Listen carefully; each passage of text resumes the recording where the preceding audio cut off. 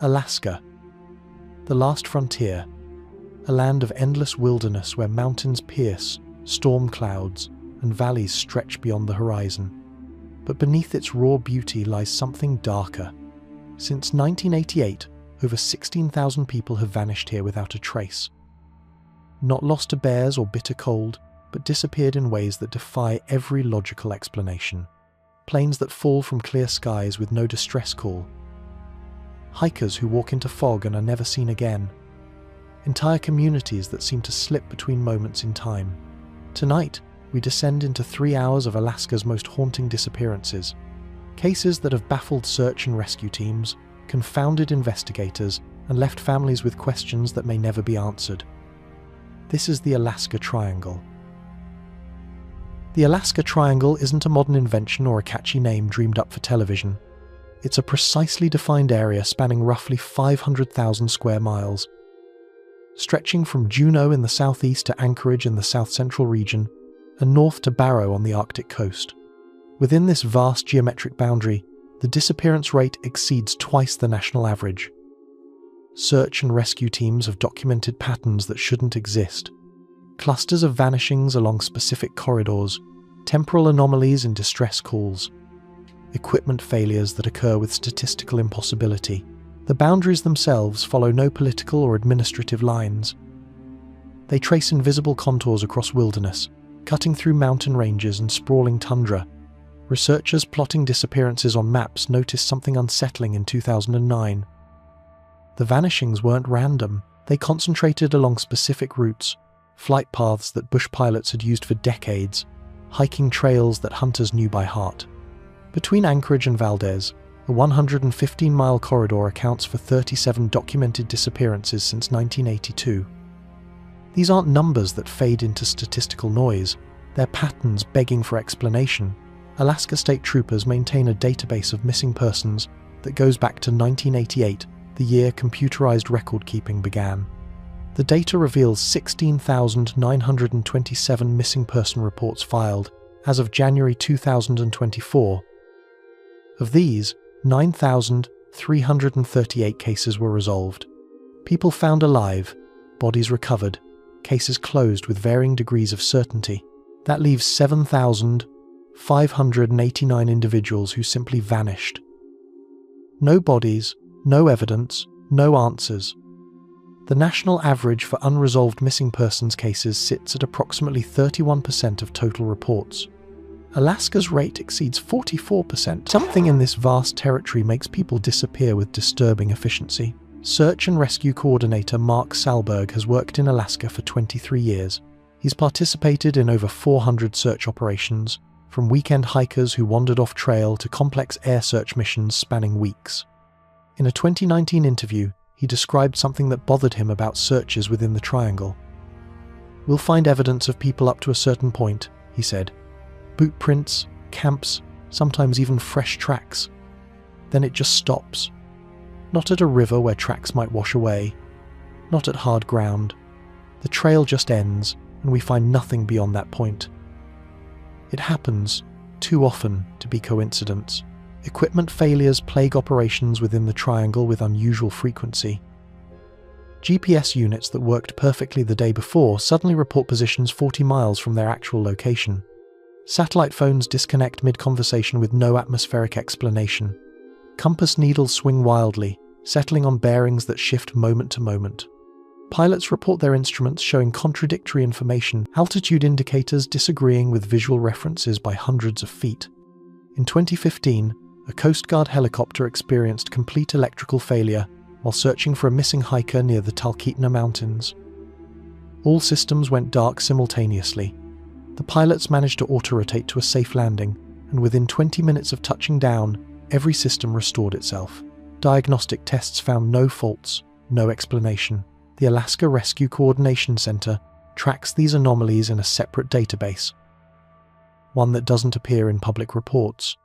Over 200 significant equipment failures have been logged since 2010, each occurring during search operations within the Triangle's boundaries. The pattern is clear to anyone willing to see it, but seeing it and understanding it remain two different things entirely. The 16th of October, 1972. Cessna 310, carrying U.S. House Majority Leader Hale Boggs and Alaska Congressman Nick Begich, departed Anchorage for Juneau. The flight should have taken 3 hours. Weather reports indicated marginal VFR conditions. Visibility at 5 miles, scattered clouds at 3,000 feet. At 2:04 p.m., the pilot radioed his position, crossing Portage Pass. His voice was calm, professional, routine. That transmission would be the last anyone heard from the 4 men aboard. What followed was the largest search operation in Alaska's history. Yet not a single piece of wreckage was ever found. The pilot, Don Johns, owned Pan-Alaska Airways and had logged over 17,000 flight hours. He knew Alaska's weather patterns, understood the terrain, and had flown the Anchorage-Juneau route dozens of times. His Cessna 310, registration N1-812H, was well maintained, recently inspected, and equipped with emergency locator beacon technology. The aircraft carried survival gear, emergency rations, and cold weather equipment. Johns filed a proper flight plan and received a standard weather briefing before departure. Nothing suggested this would be anything other than a routine flight. The 4th passenger, Boggs's aide Russell Brown, had actually shown some reluctance about the flight. Several people who saw him at the airport remembered Brown expressing concern about the weather. The clouds were lower than forecast, visibility decreasing as a front moved through the region. But Boggs and Begich needed to reach Juneau for a campaign fundraiser. The weather was legal for VFR flight, if marginal. They departed at 1 p.m. Alaska Standard Time. The Portage Pass sits at the narrowest point of the Kenai Peninsula, a gap in the mountains that connects Prince William Sound to Turn Again Arm. Pilots use it as a navigation checkpoint, a distinctive landmark visible in most weather conditions. When Johns radioed at 2:04 p.m. to report crossing the pass, controllers noted nothing unusual in his voice. No stress, no indication of difficulty. The transmission quality was good, showing strong signal strength. Then, silence. Controllers tried to raise the Cessna multiple times over the following hour. No response. The emergency locator beacon, which should activate automatically in a crash, transmitted no signal. At 5:30 p.m., when the aircraft was well overdue in Juneau, the official search began. Within hours, military assets were mobilizing. By the next morning, the operation had grown to unprecedented scale. A sitting congressman and the House Majority Leader, third in line for the presidency, had vanished into the Alaska wilderness. Search planes reported finding no emergency signals, no visual signs of wreckage, nothing. The pass Johns had reported crossing sits between 2 areas of relatively flat terrain, glaciers and coastal lowlands, where a downed aircraft should be visible from the air. Weather improved the day after the disappearance, providing excellent search conditions, yet pilots flew over the region repeatedly and saw nothing that shouldn't be there. Theories emerged immediately. Some suggested the Cessna had gone down in Prince William Sound, sinking in the deep water where sonar searches would be difficult. Others proposed the aircraft had crashed into a glacier, buried under snow before searchers arrived. A few pointed to the possibility of catastrophic mid-air breakup, scattering debris across such a wide area that recovery would be nearly impossible. Each theory had merit. Each theory had problems, but one detail haunted investigators more than any other. The emergency locator beacon never activated. These devices are designed to survive impacts that destroy aircraft. They're built to withstand forces that kill everyone aboard and keep transmitting. The beacon on N1812H was inspected just days before the flight and tested perfectly. Yet from the moment Don Johns' calm voice reported crossing Portage Pass, the Cessna 310 and everyone aboard ceased to exist in any measurable way. The US Air Force deployed 40 aircraft. The Coast Guard contributed helicopters and fixed-wing planes. Civil Air Patrol volunteers flew grid patterns until their eyes burned from scanning endless terrain. For 39 days, they covered over 325,000 square miles, an area larger than Texas. They photographed glaciers, inspected remote valleys, followed every lead called in by hunters and bush pilots. Search cost exceeded $10 million in 1972 dollars. Experienced pilots who knew every ridge and canyon in southeast Alaska found nothing. Not a wing section, not a seat cushion, not an oil slick on the water. The Cessna had simply ceased to exist. Aircraft flew at multiple altitudes, searching different sectors with overlapping coverage. High-altitude flights photographed vast areas, images analysed frame by frame for any sign of wreckage. Low-level flights followed valleys and coastlines. Observers hanging out of open doors, scanning terrain that passed just feet below. Helicopters hovered over suspicious locations, investigating every dark spot that might indicate debris. The weather cooperated more than usual, providing extended periods of clear visibility. Mountain rescue teams climbed to remote crash sites identified by aerial observers, reaching locations that required technical climbing skills and specialized equipment. Each time, they found natural rock formations, shadows on glaciers, anything except what they were looking for. The Army deployed ground search teams that swept through areas where the flight path crossed overland routes. They found old mining equipment, abandoned camps, the scattered remains of previous crashes from years past. Nothing from N1812H. The Coast Guard conducted extensive maritime searches. Ships with side-scan sonar swept Prince William Sound and the coastal areas of the Gulf of Alaska. Divers investigated several sonar contacts that showed promise. They found a sunken fishing vessel, discarded fishing gear, geological formations.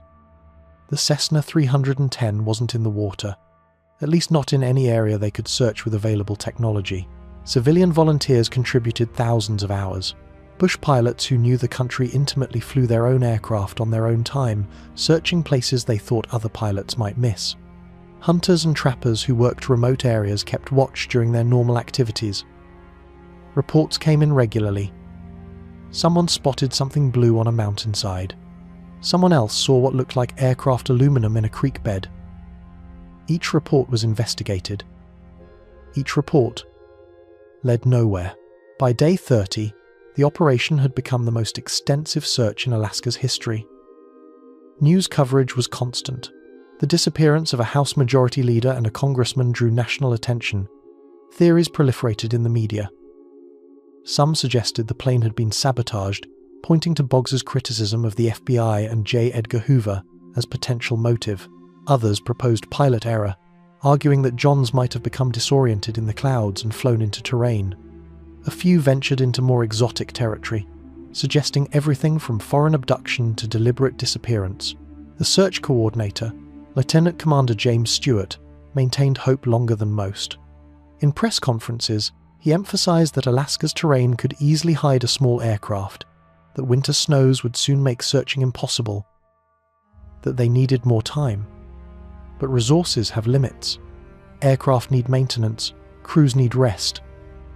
The political pressure to scale back grew as the operation stretched past 1 month with no results. On the 24th of November 1972, exactly 39 days after the disappearance, the official search was suspended. Stewart announced the decision with visible reluctance, noting that Civil Air Patrol volunteers would continue limited operations.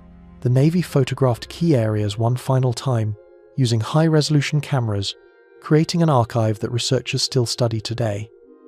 Then the aircraft returned to their bases. The ships sailed back to port. The intensive phase was over. The file remained open. Tips continued to come in over the following years. In 1973, a hunter found aircraft debris on a mountain slope and contacted authorities. Investigation proved the wreckage came from a different crash. In 1975, a similar report led to another dead end. Each time, hope briefly flickered. Each time, it faded again. The families never stopped looking. Begich's widow maintained contact with search coordinators for years, following up on every potential lead. But Alaska keeps its secrets well, and some secrets it keeps forever. Dr. Patricia Jacobson, a geophysicist at the University of Alaska Fairbanks, has spent 15 years studying the region's magnetic anomalies. Her instruments detect fluctuations in the Earth's magnetic field that exceed normal variations by factors of 10 or more. These distortions occur in clusters, particularly along the flight path between Anchorage and Juneau. Aviation compasses become unreliable. GPS systems report positions that drift by several miles. Radio transmissions experience phase shifts that render them unintelligible. In 2008, her team recorded a magnetic spike that lasted 47 seconds, powerful enough to temporarily disable their recording equipment. The epicenter was located directly over Portage Pass. Jacobson's research began almost accidentally. She was studying crustal movements related to earthquake prediction, measuring subtle changes in magnetic field strength that sometimes precede seismic events. Her instruments, sensitive magnetometers, capable of detecting variations measured in nanoteslas, recorded data continuously from stations scattered across south-central Alaska. In 2009, while reviewing historical data, she noticed anomalies that had nothing to do with earthquakes. The magnetic field was fluctuating in ways that didn't match any known geological process. Normal variation in Earth's magnetic field at Alaska's latitude measures between 30 and 50 nanoteslas over a 24-hour period. These changes follow predictable patterns, influenced by solar activity, diurnal cycles, and seasonal factors. But Jacobson's instruments were recording spikes exceeding 500 nanoteslas, appearing suddenly and lasting anywhere from a few seconds to several minutes. The spikes showed no correlation with solar storms, no connection to seismic activity, no relationship to any known phenomenon. She expanded her research, installing additional monitoring stations and reviewing data from other geophysical networks. The pattern became clearer. The anomalies concentrated in specific areas, creating a map that overlapped disturbingly with known disappearance clusters.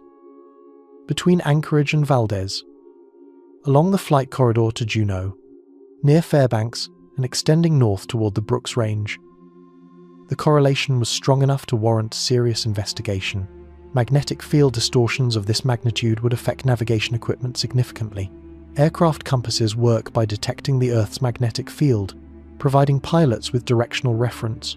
A 500 nanotesla spike could cause a compass error of 15 to 20 degrees, enough to send an aircraft dangerously off course. GPS systems, while not directly affected by magnetic fields, rely on precise timing signals from satellites. Ionospheric disturbances associated with magnetic anomalies can delay these signals, causing position errors of several miles. For a pilot flying through mountain passes in poor visibility, these errors could be fatal. Jacobson published her findings in the Journal of Geophysical Research in 2011. The paper was rigorous, data-driven, carefully avoiding speculation about disappearances. She simply documented the anomalies and suggested they warranted further investigation regarding aviation safety. The paper received modest attention in geophysical circles and was largely ignored by mainstream media. Then in 2014, a commercial pilot contacted her. He'd experienced instrument failure while flying near Portage Pass, the same location where Jacobson had recorded her most intense magnetic spike. His compass had spun uselessly. His GPS had shown his position jumping erratically, and his radios had filled with static. He'd managed to navigate using dead reckoning and visual reference to terrain, landing safely in Anchorage 40 minutes behind schedule. When he reported the incident to the FAA, they'd found no faults with his instruments. The equipment worked perfectly on the ground. Jacobson interviewed him extensively, comparing his experience timeline with her magnetic field data. The correlation was precise. At the exact time his instruments failed, her nearest monitoring station had recorded a 637 nanotesla spike lasting 34 seconds. The pilot's story, combined with her data, suggested something real and potentially dangerous was occurring in Alaska's airspace, something that could disorient pilots, render navigation equipment useless, and leave aircraft lost in some of the most unforgiving terrain on Earth. But magnetic anomalies, while they might explain navigation errors and equipment failures, couldn't account for everything. They couldn't explain why emergency locator beacons failed to activate. They couldn't explain why massive search operations found no wreckage. And they certainly couldn't explain the more disturbing cases, the ones where people vanished in clear weather, with witnesses nearby. The electromagnetic theory provided one piece of a larger puzzle. A puzzle that grew more complex with each new disappearance. The 24th of November 1978. Thomas Light, an experienced bush pilot with over 3,000 flight hours, departed Anchorage in a Cessna 172. He was flying to Juneau to spend Thanksgiving with his daughter. Weather was clear, visibility unlimited, winds calm. At 3:17 p.m., he radioed Anchorage Center to report his position abeam of Mount Susitna. His transmission was crisp and clear. 16 minutes later, another call came through on the same frequency. The voice sounded like Lights, but the words were wrong. He reported engine failure and smoke in the cockpit, yet his tone remained unnaturally calm, almost mechanical. Before controllers could respond, the transmission ended in a burst of static. The controller on duty, James Reeves, had 12 years of experience. He'd handled thousands of routine position reports and dozens of emergency situations. Light's second transmission immediately struck him as odd. The content was urgent, describing a situation that should provoke stress and rapid speech. Yet Light's voice maintained an even, almost emotionless cadence, as if he were reading from a script. Reeves attempted to respond, asking Light to confirm his position and the nature of his emergency. No response, just the abrupt cut to static. Standard emergency procedures activated immediately. Reeves alerted search and rescue coordinators, providing Light's last known position and the nature of the reported emergency. Other aircraft in the area were contacted and asked to monitor the emergency frequency for signals from Light's radio or emergency locator beacon. The Coast Guard launched a helicopter from Anchorage. Civil Air Patrol volunteers began organizing for a search at first light. Everything happened according to protocol, a well-practiced response to a situation that occurred several times each year in Alaska's airspace. What made this case unusual emerged in the following hours. Reeves, following standard practice, had recorded all radio transmissions on magnetic tape. When investigators reviewed the tapes, they noticed something disturbing about the second transmission. In Light's first call at 3:17 p.m., the audio contained subtle sounds normal to aircraft operations: the steady drone of the Cessna's engine, a slight whistle of air through the cabin, the faint clicking of avionics cooling fans. These sounds provided acoustic texture to the transmission, the unconscious audio environment of a small aircraft in flight. The second transmission contained none of these sounds. Light's voice existed in complete silence. No engine noise, no airflow sounds, nothing. It was as if he were speaking in a soundproof room rather than the cockpit of an aircraft. Audio analysis performed later confirmed this observation. The first transmission showed a frequency spectrum consistent with the interior acoustic environment of a Cessna 172. The second transmission showed only Light's voice, isolated and clean, with no ambient sound whatsoever. Search aircraft launched at dawn on November 25, focusing on the area around Mount Susitna where Light had reported his position. Pilots flew low and slow, scanning terrain where a Cessna experiencing engine failure might have attempted an emergency landing. Lakes, beaches, stretches of flat tundra, any place a skilled pilot might put down an aircraft. They found nothing on the first day, nothing on the second day. By the third day, the search had expanded to cover a 100-mile radius from Light's last known position. On November 27, a search plane spotted wreckage on a glacier shelf near Mount Marcus Baker, 85 miles east-northeast of Mount Susitna. The location made no sense. Light had been flying a heading that would take him south toward Juneau. Mount Marcus Baker lay in the opposite direction. For his aircraft to end up there, he would have had to turn around completely and fly northeast for at least 30 minutes. That maneuver didn't match his emergency report of engine failure and smoke in the cockpit, but the wreckage was definitely a Cessna 172, and the registration number matched Light's aircraft. A recovery team reached the site the following day, landing a helicopter on a relatively flat section of glacier 200 yards from the wreck. What they found defied every expectation about aircraft accidents.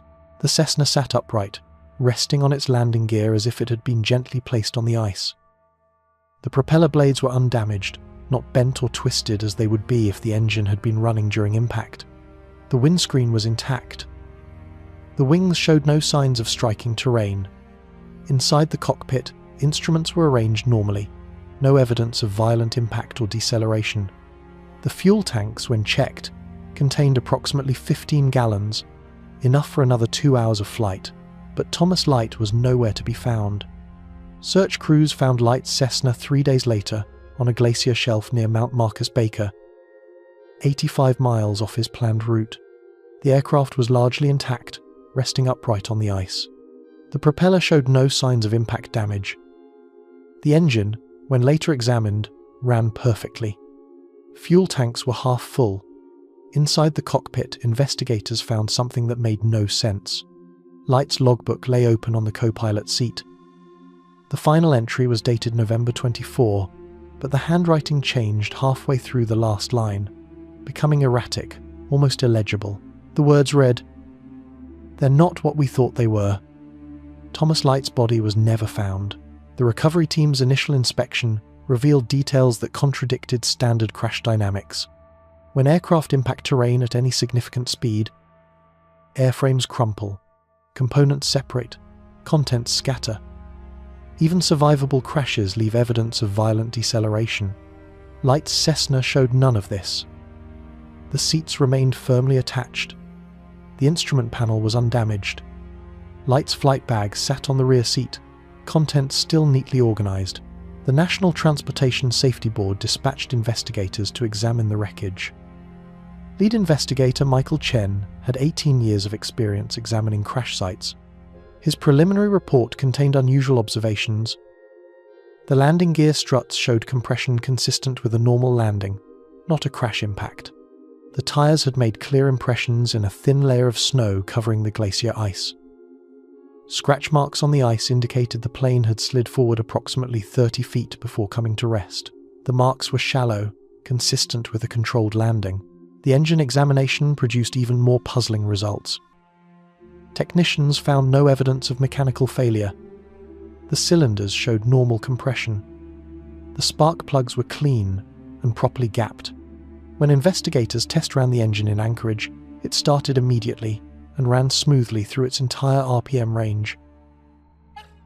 There had been no engine failure. Light's emergency transmission reporting smoke in the cockpit was contradicted by physical evidence. The cockpit showed no fire damage, no smoke residue, no melted wiring. The logbook became the focus of intense scrutiny. Light had maintained meticulous records, documenting each flight with detailed notes. His handwriting was consistent throughout the book, small and precise, always written in blue ink. The entry for November 24 began normally. Then, after approximately 4 lines, the handwriting changed. The letters grew larger and shakier. The blue ink gave way to black, suggesting he'd switched pens mid-entry. The final sentence appeared to have been written quickly. Words pressed hard into the paper. "They're not what we thought they were." The sentence ended with a long scratch mark. Handwriting analysts confirmed the script was consistent with Light's writing but showed signs of extreme stress. What "they" referred to remained unclear. Light had been flying alone. The pronoun suggested plural entities, but context was absent. Chen's team searched the area around the wreckage extensively. Light might have survived the landing and wandered away, possibly disoriented. Searchers worked in expanding circles from the aircraft. The glacier surface was relatively level, providing good visibility for hundreds of yards. They found nothing. No tracks leading away from the Cessna. No blood. No torn clothing. The emergency locator beacon presented another anomaly. The switch was in the off-F position. If Light had experienced a genuine emergency, standard procedure would be to activate the beacon manually. He apparently hadn't done this. Temperature records showed overnight lows reaching -15 degrees Fahrenheit. A person exposed to these conditions would develop hypothermia within hours. The search expanded to cover 5 square miles. Nothing. The NTSB report, finalized 6 months later, listed the probable cause as undetermined. The summary noted that the aircraft's condition indicated a controlled landing rather than a crash, yet no explanation existed for why Light would land on a remote glacier. His emergency transmission was contradicted by physical examination. The cryptic logbook entry remained unexplained. Whatever happened to Thomas Light occurred between his routine position report at 3:17 p.m. and the strange transmission 16 minutes later. The 12th of June 1990. Richard Bennet, a 34-year-old geologist, was conducting mineral surveys in the Wrangell Street Elias National Park. He checked in daily via satellite phone, following strict protocols. On his 7th day in the field, his morning call came through at 7:43 a.m. He reported clear weather and planned to hike to a ridge 3 miles east of his camp. At 8:15 p.m., when he failed to make his evening check-in, his employer initiated emergency procedures. A helicopter reached his camp by noon the following day. His tent stood undisturbed. His equipment was neatly organized.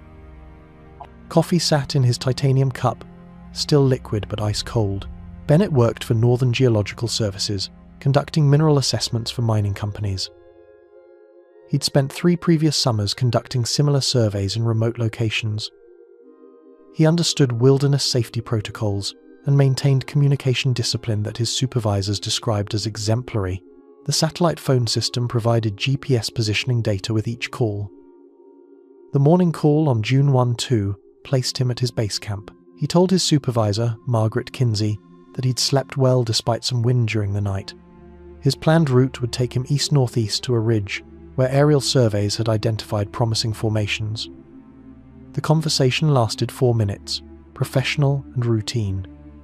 Kinsey noted nothing unusual. When the evening check-in didn't come, Kinsey waited 30 minutes before calling emergency contacts.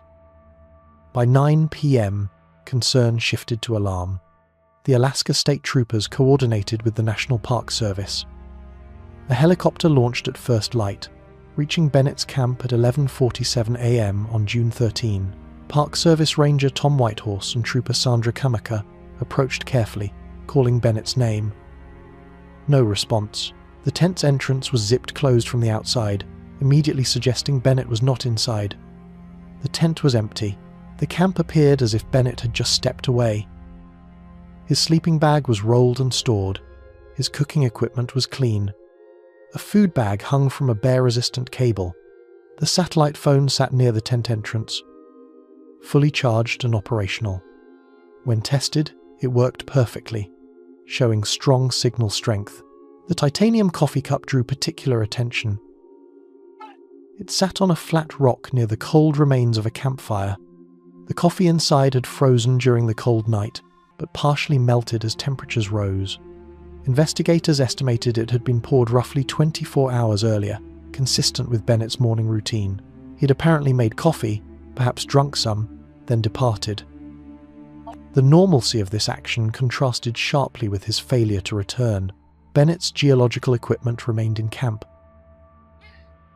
His rock hammer, sample bags, field notebook, GPS unit, and compass were all accounted for.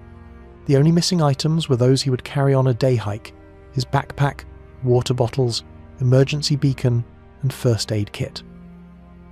His personal locator beacon was also gone. No distress signal had been received. Whitehorse found the scene unsettling. People who get into trouble typically leave signs of their difficulty. Equipment scattered as they search for solutions, abandoned gear if they're moving quickly, notes explaining intentions. Bennett's camp showed none of this. It suggested someone who expected to return within hours. The search team established a command post and began systematic operations. Additional personnel arrived, including tracking dogs and handlers. By evening, 15 people were working the search. That number would grow to 45 over following days. The priority was finding Bennett's track from camp, determining which direction he'd walked. Searchers found boot prints leading east within 30 minutes. The prints were clear in patches of softer soil, matching the tread pattern of Bennett's boots. His employer had provided photographs of his equipment, including detailed images of his boot soles. The tracks indicated a normal walking pace, stride length consistent with steady movement. 2 trackers followed the prints carefully, marking locations with flags. The tracks continued east across relatively open ground, easy to follow. After 2.3 miles, the route began ascending toward the ridge. Then, at the base of a low rise, something impossible happened. Search teams found Bennett's boot prints leading east from camp, exactly as he'd described in his final call. The tracks were clear in the soft tundra soil, each impression deep and evenly spaced, indicating a normal walking pace. Trackers followed them for 2.3 miles across open ground. Then, at the base of a low ridge, the prints simply stopped. Not at a cliff edge or river, not where rock or hard ground might conceal further tracks. They ended in the middle of soft earth, mid-stride, as if Bennet had been plucked from the ground between one step and the next. The search expanded to cover 40 square miles. Helicopters with FLIR imaging flew grid patterns through the night. Ground teams probed every crevasse and ravine. Richard Bennet had vanished. The specific location where the tracks ended became the focus of intensive investigation. Search coordinator Tom Whitehorse had seen situations where tracks became difficult to follow. Wind could erase prints, rain could wash them away. Rocky terrain provided no surface that would hold impressions, but this location offered none of these explanations. The soil was clay-rich, perfect for holding impressions. The weather had been clear and calm. The ground surface continued unchanged for dozens of yards in all directions. Forensic trackers photographed the final print from multiple angles, using measuring scales to document its dimensions. The impression measured 12.3 inches long and 6 inches wide, matching Bennet's size 11 hiking boots. The depth was 1.8 inches at the heel and 1.4 inches at the toe, consistent with prints measured earlier. Analysis showed normal weight transfer from heel strike through toe off, the mechanical pattern of someone walking steadily forward. The area immediately beyond the final print received extraordinary scrutiny. Searchers worked in a grid pattern, examining each square foot. They looked for partial prints, scuff marks, any disturbance that might indicate where Bennet had gone. The radar showed only normal stratigraphy of glacial deposits and bedrock. No cavities, no irregularities. Wilderness tracking expert Sarah Chen flew from Washington State to consult. She'd worked track investigations across North America for 23 years. After examining the site, she found no natural explanation. In her written report, she stated, "I have never encountered a situation where a clear track ends this abruptly without environmental cause. The final print shows no signs of the subject changing direction, jumping, or altering gait. The track simply stops existing." Additional search dogs were brought in from different agencies. Every dog tracked successfully to the final print location. Every dog lost the scent at that exact spot. One handler described her dog's behavior as confused and frightened. The dog approached the final print, sniffed thoroughly, then backed away with its tail down, refusing to continue. This was abnormal for a trained search dog that should persist, even when trails become difficult.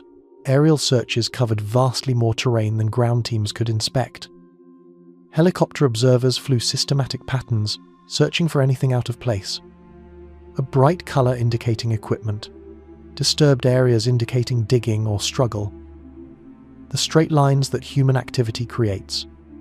They photographed thousands of images, later analysed by volunteers examining each frame for anomalies. The photographs showed pristine wilderness, beautiful and empty. After 12 days, the incident commander made the difficult decision to suspend active searching. If he were deceased in the search area, every reasonable location had been checked. The search could resume if new evidence emerged. Until then, the case file would remain open, unsolved. Richard Bennet's mother, Elizabeth, visited the site 6 months later, escorted by park rangers. She stood at the location of her son's final footprint, looking at the ridge he'd meant to reach. The rangers had no answers to give her. They could only stand respectfully silent while she grieved for a son who existed somewhere in the vast space between alive and dead, present and gone, known and forever mysterious. The Tlingit people have inhabited southeast Alaska for over 10,000 years. Their oral histories speak of the Kushtaka, shape-shifting entities that inhabit the boundary between land and water. Traditional descriptions portray them as neither entirely human nor fully animal, existing in an intermediary state. Elders describe encounters where travelers hear voices calling from the fog, voices that mimic loved ones with perfect accuracy. Those who follow these calls are never seen again. Anthropologists have documented over 200 variations of these stories across different clans. The details vary, but the core elements remain consistent. Something in the wilderness lures people away. Something that understands human nature well enough to exploit it. The Kushtaka Legends predate European contact by millennia, preserved through oral tradition and ceremonial storytelling. Anthropologist Dr. Helen Casco has studied these accounts for 20 years, collecting stories from elders in Tlingit communities from Ketchikan to Yakutat. What strikes her most is their consistency, despite geographic separation between clans. Communities separated by hundreds of miles tell variations of the same essential story, suggesting either common origin or common experiences that generated similar narratives. Traditional descriptions portray the Kushtaka as otter-like beings capable of assuming human form. They inhabit liminal spaces, where land meets water, where forest opens to beach, where fog obscures boundaries. These beings are not purely malevolent in Tlingit cosmology. Some stories describe them saving drowning people, pulling them from water, and transforming them into Kushtaka to preserve their lives. But other accounts present them as predatory, deliberately luring travelers into danger using mimicked voices and false lights. The voice mimicry appears repeatedly across different tellings. A fisherman alone in his boat hears his wife calling from shore, even though he knows she's miles away in the village. A hunter tracking deer hears his brother's voice asking for help, though his brother is hunting elsewhere. A child hears her mother calling from the forest edge at dusk, though her mother is inside the house. Those who follow these voices often vanish. Those who resist sometimes report seeing something retreating into fog or forest, something that moved wrong, that appeared human from distance, but lost that appearance when glimpsed more closely. Western researchers have typically dismissed these accounts as folklore, metaphorical explanations for natural dangers like hypothermia, which causes confusion and auditory hallucinations. Lost in cold fog, disoriented and freezing, a person might hallucinate voices and wander off cliffs. The Kushtaka stories, in this interpretation, are cultural frameworks for understanding tragedies, but some details don't fit this comfortable explanation. Multiple witnesses sometimes report hearing the same false voice, suggesting the phenomenon isn't purely hallucinatory. Modern disappearances sometimes follow patterns eerily similar to traditional Kushtaka stories, cases where people vanish while following something that apparently wasn't there. The legends describe specific locations where encounters occur more frequently, and some correspond with modern disappearance clusters. Dr. Casco interviewed 34 elders between 2003 and 2018. Several described personal experiences or family accounts passed down through generations. One elder, Robert Mills of Angoon, described his grandfather's encounter in the 1,930 seconds. The grandfather had been fishing alone when he heard his deceased father's voice calling from the forest. The voice was perfectly accurate, using phrases and intonations he recognized, but his father had been dead for 5 years. Recognizing this impossibility, he ignored the voice and paddled away. He reported seeing a figure standing at the tree line, watching him leave, a figure that seemed wrong in ways he couldn't articulate. Another account, from Elder Margaret Davis of Hoona, described a search party looking for a missing child in 1947. Searchers heard the child's voice calling for help from different locations, leading them in circles. When the child was finally found, deceased from exposure, she was in a location the search party had passed multiple times while following the voice. The child couldn't have been calling out. Western science and indigenous knowledge rarely intersect productively, each operating with different assumptions about reality. But perhaps the Tlingit elders, drawing on 10,000 years of observation, have identified something real that Western frameworks aren't equipped to recognize. The 9th of January, 2004. The sun hadn't risen above the horizon in Barrow for 57 days. Polar night transforms the northernmost settlement in Alaska into a realm of perpetual twilight. At 2:34 p.m., 3 researchers from the Arctic Research Laboratory left their facility to check weather instruments 400 yards away. The walk should have taken 5 minutes. Security cameras captured them leaving through the main door, their headlamps bright against the darkness. 18 minutes later, only 2 returned. Dr. Sarah Chen was missing. Her colleagues reported that she had been walking between them when suddenly she wasn't there anymore. No cry for help, no sound of a fall. She had simply ceased to be. The Arctic Research Laboratory maintains continuous weather and atmospheric monitoring during polar night. The instruments requiring inspection were part of an array measuring temperature, wind speed, barometric pressure, and upper atmospheric conditions. 3 researchers made the walk because protocol required paired observation for safety. Dr. Marcus Webb and technician James Corrin had worked with Chen for 4 months. All 3 were experienced Arctic researchers, familiar with polar conditions and hazards of working in 24-hour darkness. They dressed appropriately, carried radios, and wore headlamps. The temperature was minus 35 degrees Fahrenheit with light wind. Visibility was good by polar night standards, with moonlight and facility lights providing adequate illumination. The route followed a marked path, stakes with reflective tape guiding the way across flat, snow-covered ground. No obstacles existed along this path. The 3 walked in single file, Chen in the middle, maintaining visual contact through their headlamp illumination. They talked casually. The walk was routine, something they'd done dozens of times. Webb reached the instrument array and began his inspection. Corrin stopped 3 paces back. Both men assumed Chen had stopped behind Corrin. About 90 seconds later, Webb asked Chen a question about data calibration. No response. He turned, shining his headlamp back along the path. He saw Corrin but not Chen. Both men called her name. The path stretched empty behind them. Initially, they assumed Chen had fallen behind. They walked back, calling her name. Webb radioed the security office, asking if Chen had returned. She hadn't.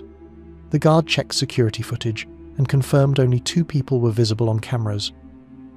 No third person appeared anywhere in the camera fields. The situation shifted to emergency. Additional staff deployed from the facility. In minus 35-degree temperatures, exposed skin can develop frostbite in 10 minutes. A person without shelter can survive only hours. Every available person at the station, 17 researchers and support staff, joined the search. The area was essentially featureless, flat snow extending in all directions.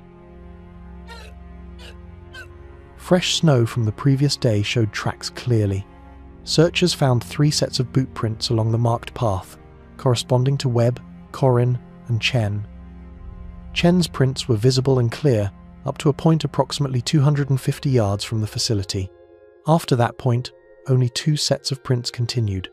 Chen's tracks simply stopped existing. The pattern was similar to other cases, impossible footprints that ended without explanation.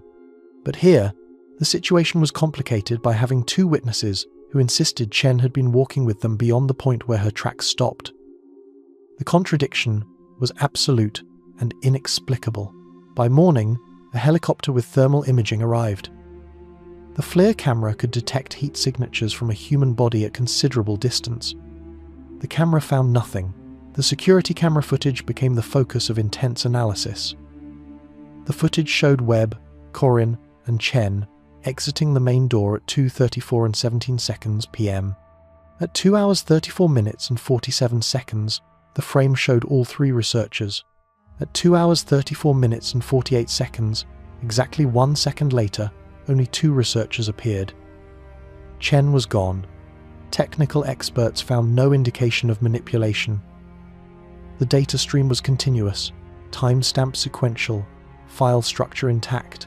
The footage appeared genuine, documenting something that shouldn't be possible. A person who existed in one moment and didn't exist in the next, with no transition between states. Security footage from the Arctic Research Laboratory created a puzzle that investigators still can't solve. Frame-by-frame analysis shows all 3 researchers visible at 2 hours, 34 minutes and 17 seconds. At 2 hours, 34 minutes and 18 seconds, 2 researchers remain visible, but Dr. Chen is gone. Not moving out of frame. Not falling down. She occupied space in one frame and didn't exist in the next. A span of 33 milliseconds. The video showed no signs of tampering. Digital forensics experts from the FBI analyzed the original files. No cuts, no edits, no artifacts that would suggest manipulation. Search teams found no trace of Chen despite conducting thermal imaging sweeps across 15 square miles. in temperatures of -35 degrees Fahrenheit. A human body would show on infrared sensors for hours after death. They found nothing. The FBI's cyber division sent 2 specialists to Barrow to examine the security system. Special Agent Lisa Corrigan had 12 years of experience analyzing digital evidence, testifying in dozens of cases involving video manipulation. She approached the Arctic Research Laboratory footage with the assumption that sophisticated editing must have occurred. Someone with access to the system could have removed Chen's image from specific frames, creating the appearance of Impossible Disappearance. Corrigan spent 4 days examining every aspect of the security system. The cameras recorded continuously to a RAID array, creating redundant copies of all footage. The system used military-grade encryption with timestamps synchronized to GPS satellites. Any attempt to edit footage would break the encryption chain, leaving detectable artifacts in the file structure. Corrigan found no such artifacts. The encryption was intact. The timestamps were continuous and accurate to within milliseconds. She expanded her analysis to the camera hardware itself. Could a malfunction have caused Chen's image to disappear from a single frame? Digital cameras occasionally produce errors, corrupted pixels, or dropped frames. But such errors create visible distortion, blocks of incorrect color, or missing image areas. The footage showed no distortion. The frame was complete and clear. Webb and Corrin were visible in perfect detail. The background was undisturbed. Chen simply wasn't there. Corrigan requested the camera's maintenance logs. The unit had been installed 8 months earlier, part of a security upgrade funded by the National Science Foundation. It had operated continuously without reported faults. A technician tested the camera after Chen's disappearance, running diagnostic software that checked every function. The camera passed all tests. It was recording properly, creating accurate images at the specified frame rate. The meteorological data added another strange element. The Arctic Research Laboratory maintained comprehensive atmospheric monitoring, recording dozens of parameters continuously. At 2 hours 34 minutes and 18 seconds, the moment Chen disappeared from the security footage, several instruments recorded brief anomalies. The magnetometer detected a spike of 127 nanoteslas, well above normal background variation. The barometric pressure sensor showed a sudden drop of 2 millibars, recovering to normal within 8 seconds. The electric field mill, which measures atmospheric electricity, recorded a surge that momentarily exceeded its measurement range. Dr. Raymond Foster, the facility's atmospheric physicist, reviewed this data with confusion. The anomalies occurred simultaneously, suggesting a single event affecting multiple phenomena. But no known atmospheric process would create this specific combination of effects. Lightning produces similar signatures, but there had been no lightning. The sky was clear, no storm activity within hundreds of miles. Auroral activity can affect magnetic fields and atmospheric electricity, but the aurora that night had been weak and distant. Foster checked whether the anomalies might result from equipment malfunction. All instruments were functioning correctly before and after the event. They were independently powered, using different systems, making simultaneous failure improbable. The anomalies appeared to be real measurements of something that occurred at the exact moment Dr. Chen vanished. The 2 pieces of evidence, the security footage and the atmospheric data, suggested a correlation. Whatever removed Chen from visible reality had also affected the physical environment in measurable ways. But this explanation required accepting that something could selectively erase a human being while leaving everything else undisturbed. The concept violated fundamental physics. Matter doesn't simply disappear. Energy would be required to break molecular bonds, to disassemble a human body at the atomic level. That energy release would be enormous, detectable, devastating. Yet, Dr. Sarah Chen was gone. Her colleagues, interviewed separately and extensively, maintained consistent accounts. She had been walking with them.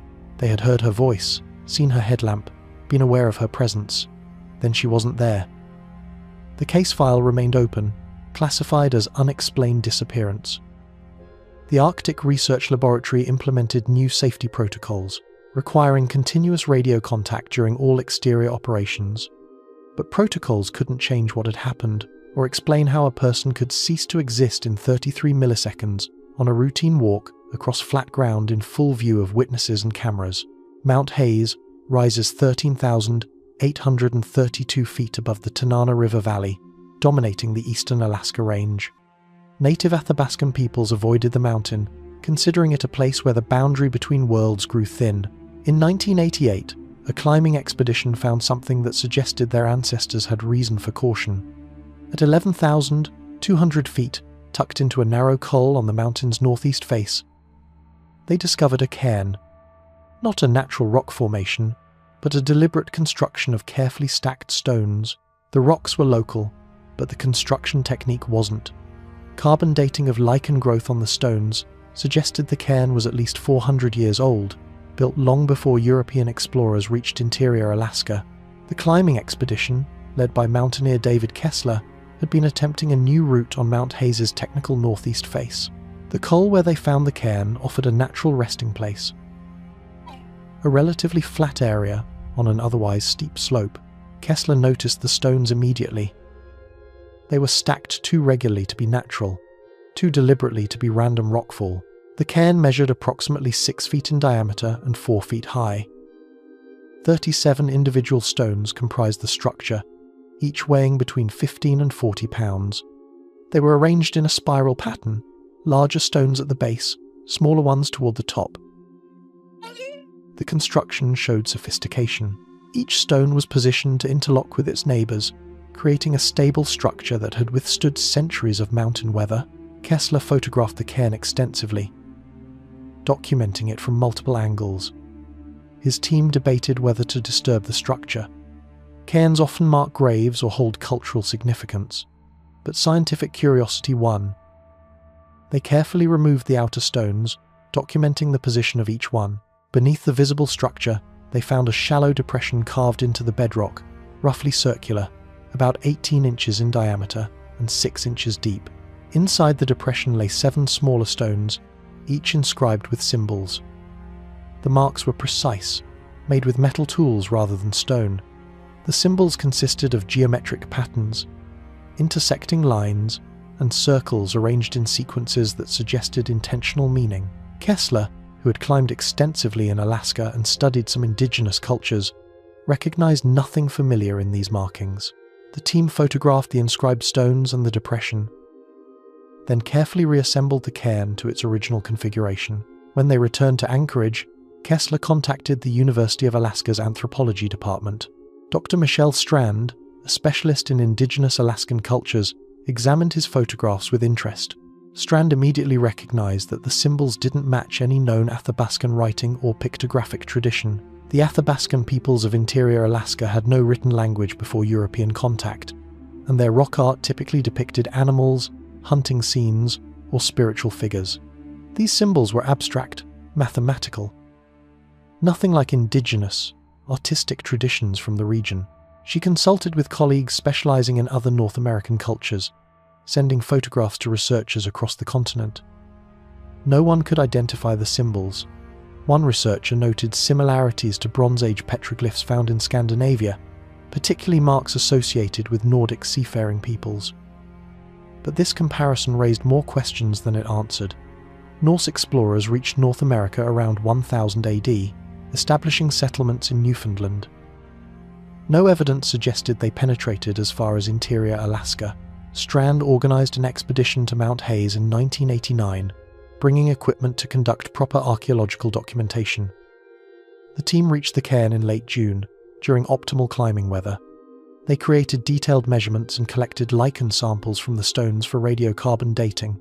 The lichen, slow-growing organisms sensitive to environmental conditions, provided a minimum age for the cairn's construction. Analysis suggested the lichen was between 380 and 420 years old, placing construction sometime between 1570 and 1610 AD. This date created historical problems.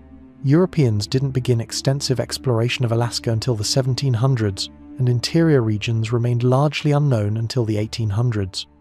The idea that someone with metal tools and knowledge of geometric symbolism had climbed 11,200 feet up Mount Hayes in the late 1500s contradicted established historical narratives. Strand considered alternative explanations. Perhaps indigenous peoples had acquired metal tools through trade networks and created the cairn for unknown purposes. Perhaps the inscriptions were more recent than the cairn itself, added by later visitors. Perhaps the dating was flawed, the results skewed by unusual environmental conditions at high altitude, but each alternative had weaknesses. Metal tools would be precious trade items, unlikely to be used for inscribing decorative symbols on stones hidden at high altitude.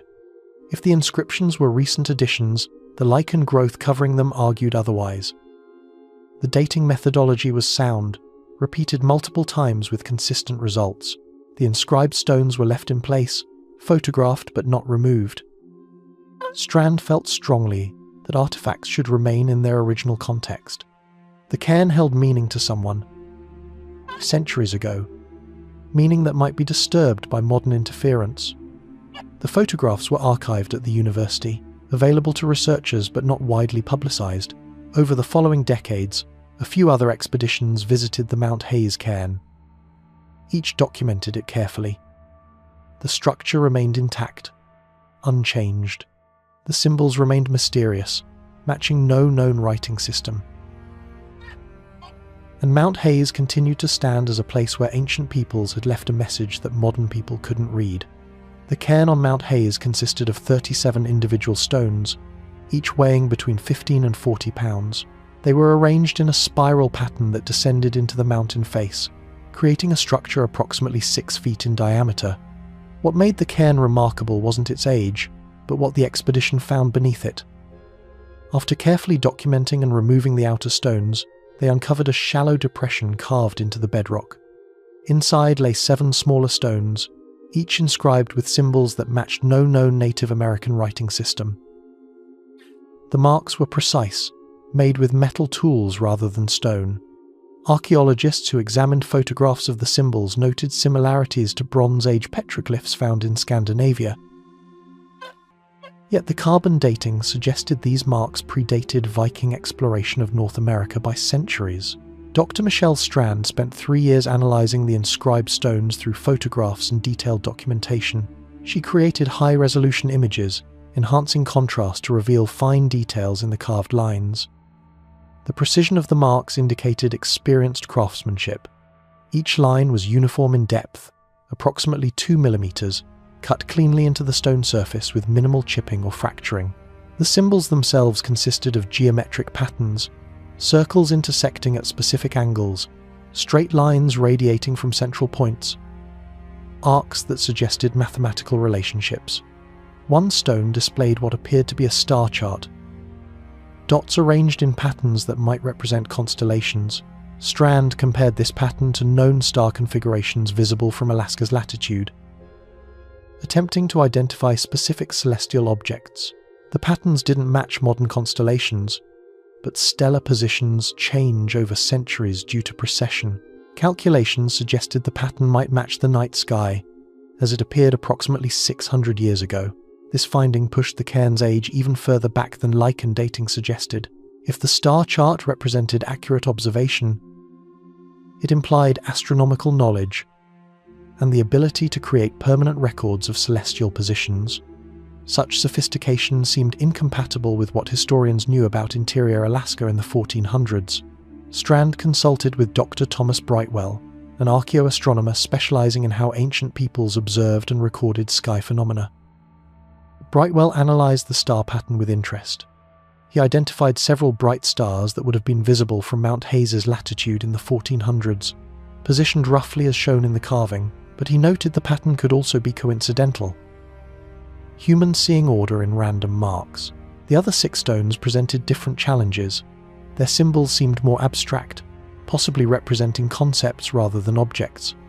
One stone displayed a series of parallel lines with perpendicular crossings at irregular intervals. Another showed concentric circles with radial lines extending outward. A third presented a complex pattern of interconnected triangles. Strand reached out to cryptographers, experts in decoding unknown writing systems. Several expressed interest, approaching the symbols as a code-breaking exercise. They looked for patterns, repetitions, structural relationships that might indicate meaning. The analysis produced no consensus. Some researchers believed the symbols were proto-writing, early attempts to record information before development of full writing systems. Others suggested religious or ceremonial significance, marks made during rituals whose purposes were lost. One controversial theory came from Dr. Helena Vickers, a comparative linguist at Berkeley. She proposed the symbols might represent a trade pigeon, a simplified communication system used by people speaking different languages. Arctic peoples had extensive trade networks, exchanging goods across vast distances. Perhaps the Mount Hayes cairn marked a meeting place, the symbols indicating what could be traded or where traders came from. This theory explained why the symbols didn't match known indigenous systems. They weren't meant to record a specific language but to communicate across language barriers. But critics pointed out that trade cairns typically appeared along established routes at lower elevations, not at 11,200 feet on technically challenging terrain. The cairn's location remained deeply puzzling. Reaching the site required serious mountaineering skills. The approach involved glacier travel, technical rock climbing, and exposure to severe weather. Why would anyone in the 1400s or 1500s make such a difficult journey to build a cairn and inscribe symbols in an isolated location? Athabascan oral histories offered possible context. Elders spoke of vision quests, spiritual journeys to high places where seekers could communicate with other realms. Mount Hayes held particular significance, described as a mountain where spirits dwelled. Perhaps the cairn was built during such a quest, the symbols representing spiritual knowledge gained through isolation and hardship at altitude. This interpretation aligned with indigenous traditions, but didn't explain the metal tools or the geometric precision. Spiritual knowledge might be profound, but it typically wasn't expressed through mathematical symbols inscribed with sophisticated tools. The mystery remained unsolved. The cairn stood as evidence of human activity where none should exist, marked with symbols that defied interpretation. Each explanation addressed some aspects while failing to account for others, and Mount Hayes kept its secrets, as mountains do, indifferent to human curiosity about what happened on its slopes centuries before anyone was recording such things. Disappearance.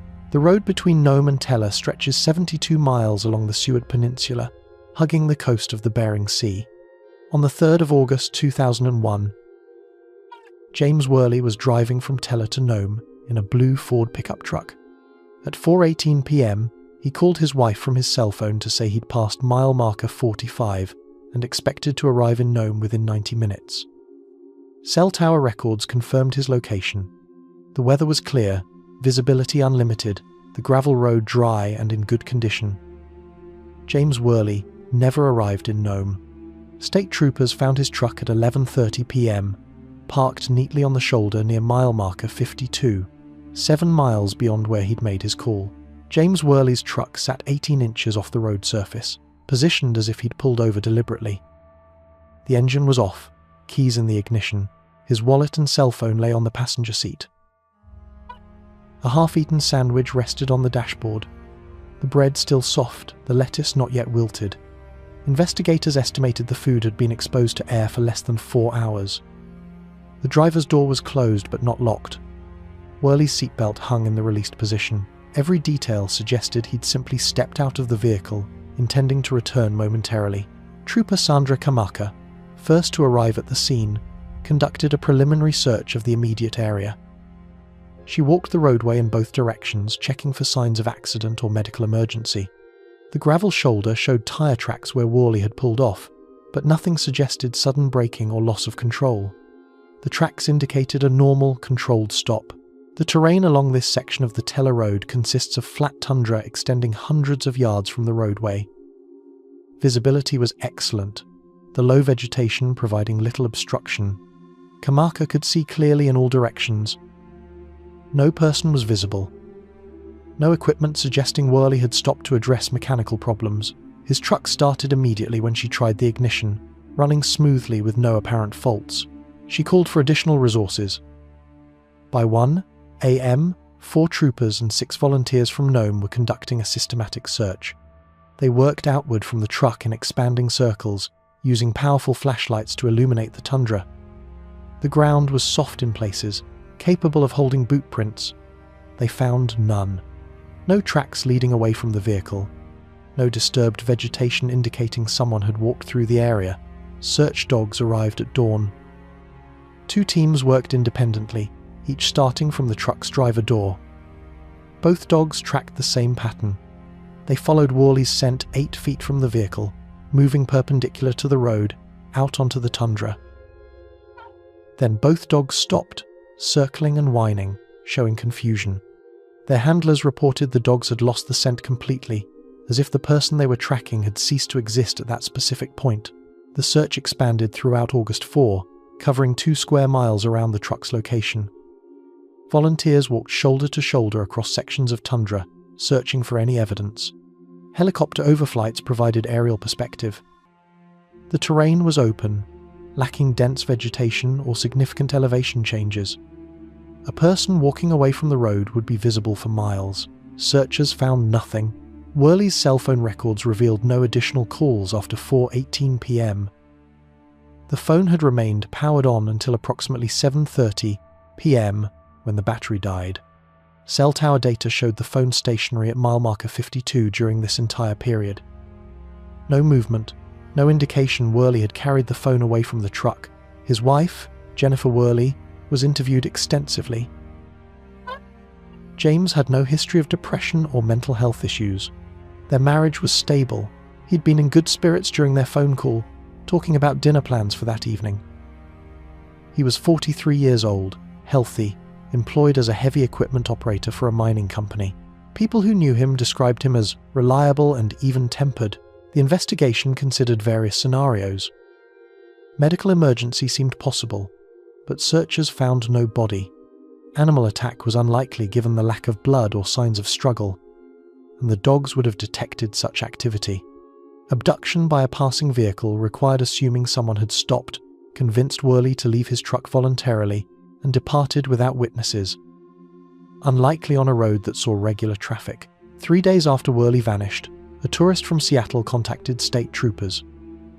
She'd been driving from Nome to Teller on August 3, passing mile marker 52 at approximately 5 p.m. She remembered seeing a blue pickup truck parked on the shoulder. What caught her attention was a man standing beside the vehicle, appearing to have a conversation with someone, yet when she looked more carefully, the man seemed to be alone. James Worley's truck sat 18 inches off the road surface, positioned as if he'd pulled over deliberately. The engine was off, keys in the ignition. His wallet and cell phone lay on the passenger seat. A half-eaten sandwich rested on the dashboard, the bread still soft, the lettuce not yet wilted. Investigators estimated the food had been exposed to air for less than 4 hours. The driver's door was closed but not locked. Worley's seatbelt hung in the released position. Every detail suggested he'd simply stepped out of the vehicle intending to return momentarily. A thermos of coffee sat in the cup holder, still warm to the touch. Search dogs tracked his scent from the driver's door 8 feet into the tundra, then lost it completely. The thermal properties of the coffee provided investigators with a timeline. A full thermos of hot coffee, sitting in an insulated container in a vehicle with windows closed, would retain heat for several hours. The thermos was half full when found, containing approximately 12 ounces of coffee.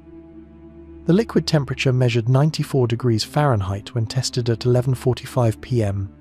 Working backward using heat dissipation rates and ambient temperature, investigators calculated the coffee had been poured into the thermos roughly 4 hours earlier, consistent with Worley's 4:18 p.m. phone call.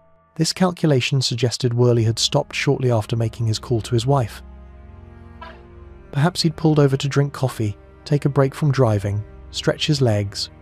The half-eaten sandwich supported this interpretation. He'd been having a snack, a routine pause during a routine drive. Then, something had interrupted this ordinary moment. Forensic examination of the truck's interior revealed no signs of struggle or distress. Worley's sunglasses sat on the dashboard, neatly folded. His work gloves rested on the center console. A paperback novel lay in the passenger door pocket, bookmark indicating he was halfway through. Everything was orderly, exactly as one would expect in a vehicle whose driver intended to return momentarily. The cell phone received particular attention. Investigators accessed Worley's call records and text messages, looking for any communication that might explain his actions. His most recent texts were mundane conversations with co-workers about work schedules. The last call before his wife was to a friend in Anchorage, a brief conversation about fishing plans for the following weekend. Nothing suggested distress, unusual behavior, or secret plans. The phone's GPS data provided precise location tracking. Between 4:18 p.m., when Worley called his wife, and 4:34 p.m., the phone moved from mile marker 45 to mile marker 52, consistent with normal driving speed on the gravel road. At 4:34 p.m., the phone became stationary and remained at that location until the battery died at 7:30 p.m. This 16-minute window between his call and when the phone stopped moving represented the only period when something could have happened.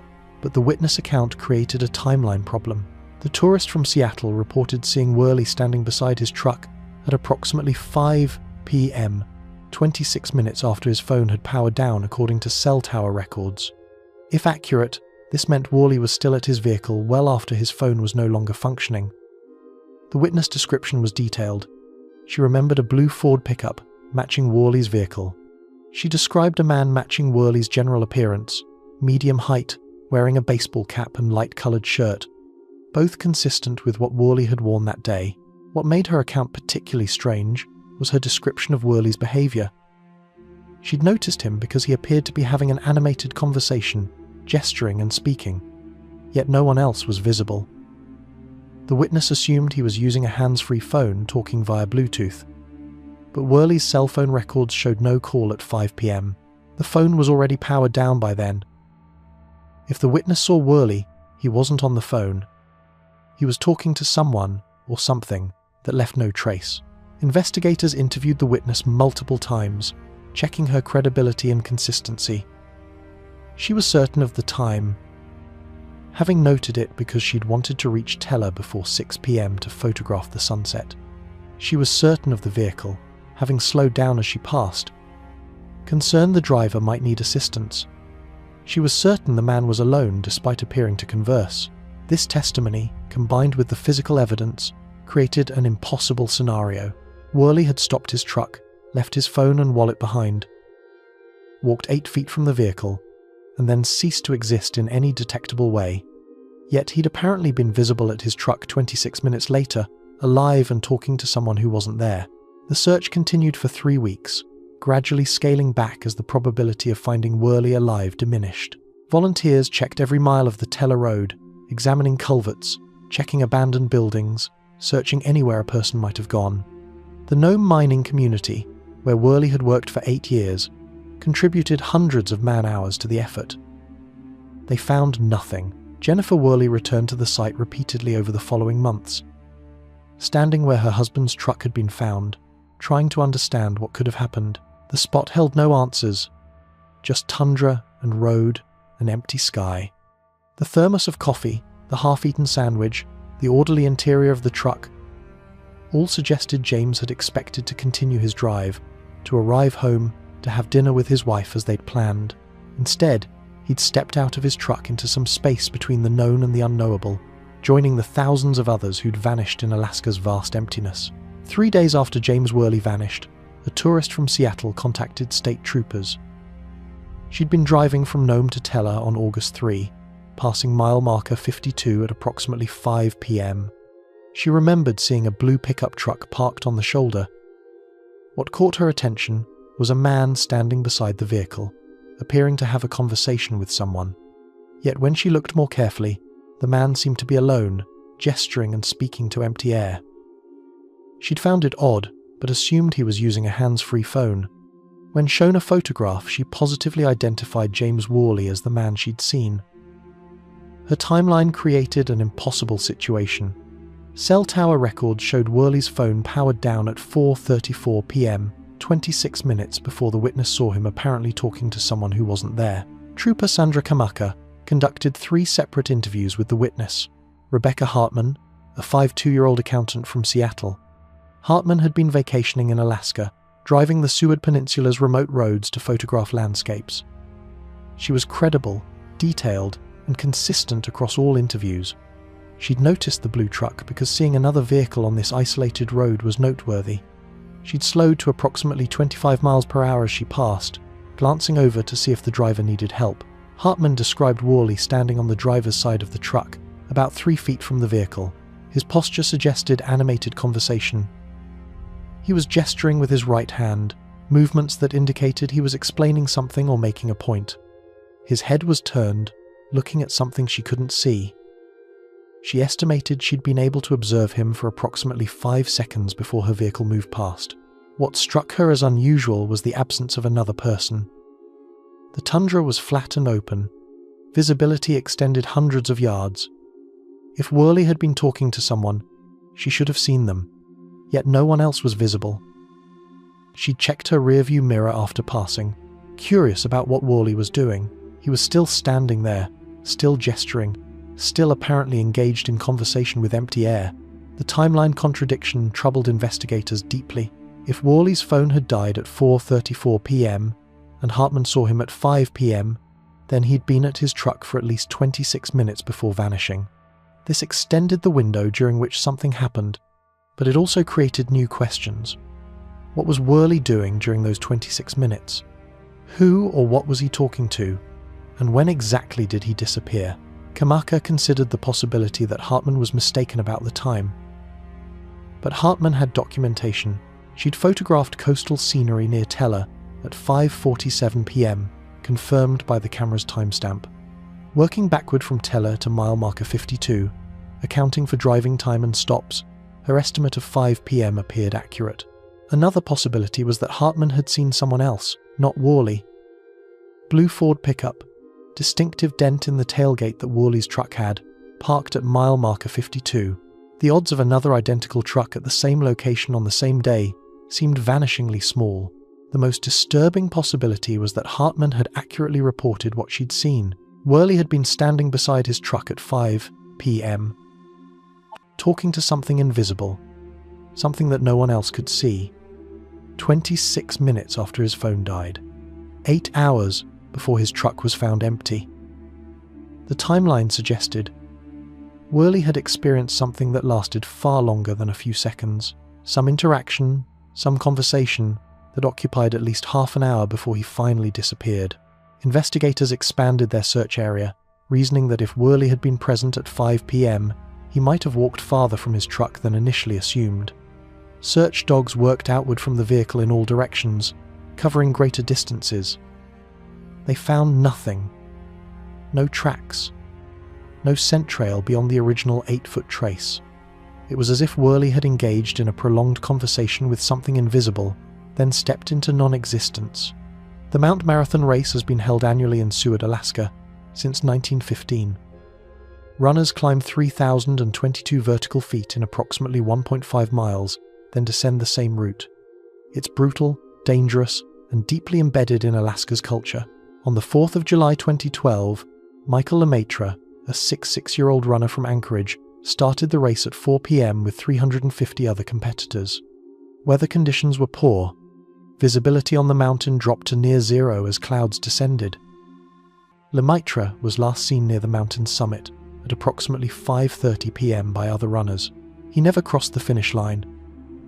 Despite being on a mountain crawling with hundreds of people, Michael Lemaitre vanished. Lemaitre was an experienced trail runner who'd completed the Mount Marathon race twice before, in 2009 and 2011. He understood the mountain's dangers and had trained specifically for the event. His wife, Barbara, watched him start the race from the viewing area in downtown Seward. She'd expressed concern about the weather. Low clouds were moving in from the ocean, shrouding the mountain's upper slopes in thick mist. But race officials deemed conditions acceptable, and Lemaitre was confident. The race started on schedule. Runners surged up the mountain in a chaotic mass, quickly spreading out as the gradient increased. The route climbs steeply through alpine forest before breaking into open alpine terrain. Above 2,000 feet, the mountain becomes exposed rock and scree, technical terrain that requires careful foot placement. The summit area consists of broken rock and patches of permanent snow, challenging even in good visibility. Several runners reported passing Lemaitre at various points during the ascent. At 5:15 p.m, a runner named Thomas Reed encountered Lemaitre approximately 200 vertical feet below the summit. Reed described Lemaitre as moving slowly but steadily, appearing tired but in control. They exchanged brief greetings. Reed continued upward, reached the summit, and began his descent. He never saw Lemaitre again. Another runner, Jennifer Moss, reported seeing Lemaitre even closer to the summit at approximately 5:30 p.m. The clouds had descended by this point, reducing visibility to less than 50 feet. Moss was descending as Lemaitre climbed. She remembered him because he was one of the older competitors still climbing, while many others were already heading down. She called out encouragement as they passed. Lemaitre smiled and waved. That was the last confirmed sighting. When runners began finishing the race, Barbara Lemaitre waited at the finish line. The first competitors crossed around 5:45 p.m. By 6:30 p.m., most of the field had finished. By 7 p.m., only a handful of slower runners remained on the mountain. Michael wasn't among them. Barbara approached race officials expressing concern. They checked the finish records. Lemaitre hadn't crossed the line. Race officials immediately initiated emergency protocols. They radioed volunteers stationed at various points on the route, asking if anyone had seen Lemaitre. Several reported seeing him climbing during the race, but no one had seen him descending. The race director organised a search, recruiting volunteers from the finished runners and race support staff. Within an hour, over 100 people were searching Mount Marathon. They worked upward from the base, calling Lemaitre's name, checking off route areas where a runner might have wandered in poor visibility. The clouds remained thick on the upper mountain, complicating the search. The mountain was crowded with searchers, people moving across every section of the standard route. They found no trace of Michael Lemaitre. No runner reported seeing him descending. No one found clothing, equipment, or any sign of his passage beyond the confirmed sightings near the summit. As night fell, the search intensified. Alaska State Troopers arrived with additional resources. The search continued through darkness and into the following day. Search and rescue teams deployed within 2 hours of Lemaitre being reported missing. Over the next 8 days, they conducted the largest search operation in Alaska since the 1972 Boggs-Begich Disappearance. More than 150 volunteers combed Mount Marathon. Helicopters with thermal imaging flew systematic patterns. Technical climbers rappelled into gullies and ravines. Search dogs worked grid patterns across the mountainside. They found pieces of other runners' gear lost over decades of races. They found coins, sunglasses, water bottles. They never found any trace of Michael Lemaitre. Not a shoe, not a piece of clothing, not a single drop of blood. A 6-year-old man had disappeared on a popular mountain during an organised race with hundreds of witnesses nearby. The scale of the search reflected both the mysterious circumstances and the public attention. Lemaitre's disappearance occurred during a major community event, witnessed by thousands of spectators. The mountain was familiar terrain, climbed by locals throughout the year. That someone could vanish here seemed impossible, yet the reality was undeniable. Alaska Mountain Rescue Group deployed technical climbers to search steep ravines and cliff bands where a fall might have carried Lemaitre beyond visible range. These searchers used ropes and specialized equipment to access dangerous terrain. They found several locations where previous accidents had occurred, including remnants of a climbing accident from years earlier. They found no evidence of Lemaitre. Search dogs arrived from Anchorage and Fairbanks, 6 teams working independently. Handlers gave the dogs items from Lemaitre's home, allowing them to establish scent. Each team worked different sections of the mountain, attempting to pick up any trail. The dogs showed interest in the upper mountain areas where Lemaitre had been seen, confirming those sightings. But they couldn't establish a descent route. The scent trail simply ended in the summit area. Helicopter operations continued despite challenging weather. Pilots flew as low as safety permitted, observers scanning terrain through binoculars and thermal cameras. The FLIR equipment could detect temperature differences as small as 1 degree, enough to identify a body even days after death. Night flights continued, taking advantage of the thermal imaging's effectiveness in darkness. Ground searchers worked methodically, dividing the mountain into grid sectors. Each sector was searched by multiple teams to ensure thorough coverage.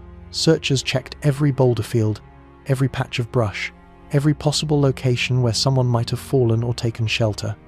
The terrain was steep and broken, offering countless places where a person could be hidden from casual view. Yet intensive searching revealed nothing. On July 12, 8 days after Lemaitre vanished, the incident commander made the decision to suspend active searching. Every reasonable location had been checked multiple times. The mountain had been examined more thoroughly than ever before in its history. Continuing to deploy resources without new information wasn't justified. The case would remain open, and searches could resume if evidence emerged. But for now, the active phase was over. Barbara Lemaitre struggled to accept this outcome. Her husband had disappeared in front of hundreds of people, on terrain that had been searched by over 150 volunteers using sophisticated equipment. The lack of any evidence seemed impossible. In media interviews, she expressed frustration and confusion. "He was right there," she said. "People saw him. Then he just wasn't there anymore. How does that happen?" Meteorological data from the 4th of July 2012 revealed something unusual. At 5:27 p.m, weather stations on Mount Marathon recorded a sudden drop in barometric pressure, falling 12 millibars in less than 3 minutes. This rate of pressure change typically occurs only in severe thunderstorms or tornadoes. Yet no storm was present. Runners near the summit reported the temperature dropping sharply, the air becoming thick and difficult to breathe. Some described a strange static electricity that made their hair stand on end. The pressure anomaly lasted approximately 8 minutes, then normalized as quickly as it had begun. Michael Lemaitre was last seen by witnesses at 5:30 p.m, 3 minutes after the pressure began dropping. Several runners who summited after him reported seeing nothing unusual, just thick cloud and poor visibility. The National Weather Service station in Seward maintains comprehensive atmospheric monitoring equipment. Data recorded during the race showed normal conditions throughout most of the day. Barometric pressure had been steady at 1,013 millibars, typical for sea level on a summer day. At 5:27 and 14 seconds p.m, the pressure began falling rapidly. By 5:29 and 47 seconds p.m, it had dropped to 1,001 millibars, a change of 12 millibars in 153 seconds. Meteorologist Dr. Ellen Vasquez reviewed this data at the request of search coordinators. She'd worked for the National Weather Service for 19 years, analysing countless weather events. The pressure drop caught her attention immediately. Such rapid changes occur during extreme weather, but Doppler radar showed no thunderstorm activity. Satellite imagery showed only the marine layer clouds that had affected visibility. Nothing suggested severe weather. She expanded her analysis to include other parameters. Temperature sensors showed a drop of 8 degrees Fahrenheit, coinciding with the pressure change. Wind speed increased from 8 miles per hour to 23 miles per hour, then decreased to previous levels. Relative humidity spiked briefly before normalizing. All these changes occurred within the same 8-minute window. Dr. Vasquez contacted weather stations at higher elevations on the mountain. A volunteer-maintained station at 2,800 feet showed even more dramatic changes. Pressure dropped 15 millibars. Temperature fell 11 degrees. Most significantly, the electric field mill, which measures atmospheric electricity, recorded values that exceeded its normal range. The instrument measured up to 20 kilovolts per meter, but the readings briefly exceeded that limit, suggesting even higher electric field strength. Runners who'd been near the summit during this time period provided consistent accounts. Several described feeling their hair stand on end, a classic sign of high atmospheric electricity. One runner, David Martinez, reported that his metal water bottle gave him a mild shock when he touched it. Another, Sarah Kim, said her synthetic running shirt felt like it was clinging to her skin more than usual. These effects lasted only a few minutes before dissipating. The timing was significant. The pressure anomaly began at 5:27 p.m. Lemaitre was last seen at approximately 5:30 p.m., 3 minutes into the event. The anomaly ended at 5:35 p.m. Whatever happened to Lemaitre occurred during this 8-minute window, when atmospheric conditions were behaving strangely. Dr. Vasquez attempted to find natural explanations. Pressure drops can occur when cold air masses collide with warm air, but temperature data didn't support this. Electric field increases happened before lightning strikes, but no lightning occurred. She consulted with colleagues who specialized in mountain meteorology, sharing the data and asking for interpretations. No one could provide a satisfactory explanation for the combination of effects observed. The changes were real, documented by calibrated instruments, but they didn't match any known weather phenomenon. One colleague suggested a microburst, a localized downburst of air that can create sudden pressure changes. But microbursts are associated with thunderstorms and leave visible evidence. Neither condition applied here. The mystery of the weather anomaly became intertwined with the mystery of Lemaitre's disappearance. Two impossible things had happened simultaneously in the same location. Whether they were connected or merely coincidental, no one could say with certainty. The village of Chistochina sits in the upper Copper River Basin, population 93 according to the 2020 census. Residents have reported unusual aerial phenomena for over 50 years. Not distant lights that could be stars or satellites, but large luminous objects that move with apparent intelligence. On the 15th of September 2007, 8 residents observed a formation of lights moving slowly across the sky from south to north. The objects maintained a perfect triangular formation, covering the distance from horizon to horizon in approximately 12 minutes. They made no sound. They displayed no navigation lights or strobes. At one point, the formation stopped completely, hovering motionless for nearly 2 minutes before continuing north. 3 residents captured video footage on handheld cameras. Analysis by optical physicist Dr. Raymond Torres confirmed the objects were self-luminous, not reflecting sunlight or other ground-based light sources. The sighting began at 9:47 p.m. on a clear September evening. Thomas Nicolai, a lifelong Chistochina resident, was outside his home when he noticed 3 bright lights approaching from the south. The lights appeared as distinct points, amber-coloured, brighter than any star. They moved together, maintaining fixed positions relative to each other, forming an equilateral triangle. Nikolai called to his wife and neighbours.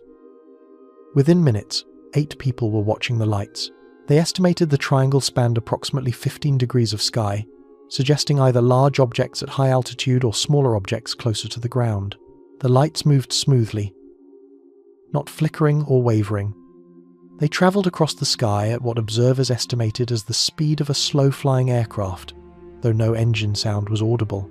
At approximately 9:54 p.m, the formation stopped. The lights hovered motionless in the northern sky, for what observers timed as between 90 seconds and 2 minutes. Then they resumed movement, continuing north until disappearing beyond the horizon at approximately 9:59 p.m. The entire observation lasted about 12 minutes. 3 residents had video cameras readily available and captured footage. The videos, later analysed by Dr. Torres, showed the lights clearly. The triangular formation was stable and precise. The lights appeared as points with slight halation, consistent with bright sources recorded on consumer-grade cameras. No other details were visible. No structure or shape beyond the lights themselves. Dr. Torres, an optical physicist at Stanford, analysed the footage frame by frame. He measured the lights' angular positions, tracking their movement across the sky. He examined their colour spectrum, determining they emitted light primarily in the yellow-orange range. He checked for artefacts suggesting prosaic explanations like aircraft, drones, or balloons. His analysis concluded the lights were genuine self-luminous sources, not reflections or misidentifications. What made Torres's analysis particularly interesting was his discovery of the infrasound component, detailed in the next segment of this investigation. But the visual phenomenon alone presented significant questions about what had flown over Chistochina that night. Dr. Torres's analysis of the Chistochina footage revealed something unexpected. When he examined the audio track frame by frame, he discovered a low-frequency tone present during the entire time the objects were visible. The frequency measured 17.4 Hz, just below the threshold of normal human hearing. This infrasound can cause feelings of unease, anxiety, and in some cases, visual hallucinations. Yet the tone appeared only while the objects were on screen. It began the moment the first light became visible. and ended when the last light disappeared over the horizon. Torres calculated that generating such a consistent infrasound tone would require a source with significant power, roughly equivalent to a large industrial generator. No such equipment existed anywhere near Chistochina. The nearest power plant sat 85 miles away in Glen Allen. Torres used spectrum analysis software to isolate the frequency from background noise. The 17.4 Hz tone was remarkably pure, showing minimal harmonic distortion. Natural sources of infrasound, like wind or geological activity, produce broad-spectrum noise across multiple frequencies. This tone was precise, singular, almost artificial in its characteristics. The timing correlation was perfect. Torres synchronized the audio with the video, marking the exact frame when the first light appeared. The infrasound began at that precise moment, rising from ambient background noise to a clear signal in less than 1 second. It maintained constant amplitude and frequency throughout the 12-minute observation. When the last light disappeared beyond the horizon, the tone ceased with the same abruptness. Infrasound at 17.4 Hz falls within a range known to affect human physiology. Studies have documented that frequencies between 16 and 20 Hz can cause feelings of unease, sometimes described as sensing a presence in a room. At higher amplitudes, these frequencies can cause visual disturbances, nausea, and disorientation. The amplitude in the Chistochina recording was moderate, not strong enough to cause severe symptoms, but sufficient to be physiologically active. Torres interviewed the witnesses, asking specifically about their physical sensations during the sighting. Several reported feeling strange, though they'd attributed this to excitement about seeing unusual lights. Thomas Nicolai described feeling nervous, like something was wrong. His wife mentioned a pressure in my chest that went away after the lights left. These descriptions were consistent with infrasound exposure. The source of the tone presented a puzzle. Aircraft generate infrasound from their engines, but the frequency varies with engine speed and power settings. This tone was constant. Natural geological sources, like volcanic activity or seismic events, produce infrasound, but no earthquake activity was recorded that evening.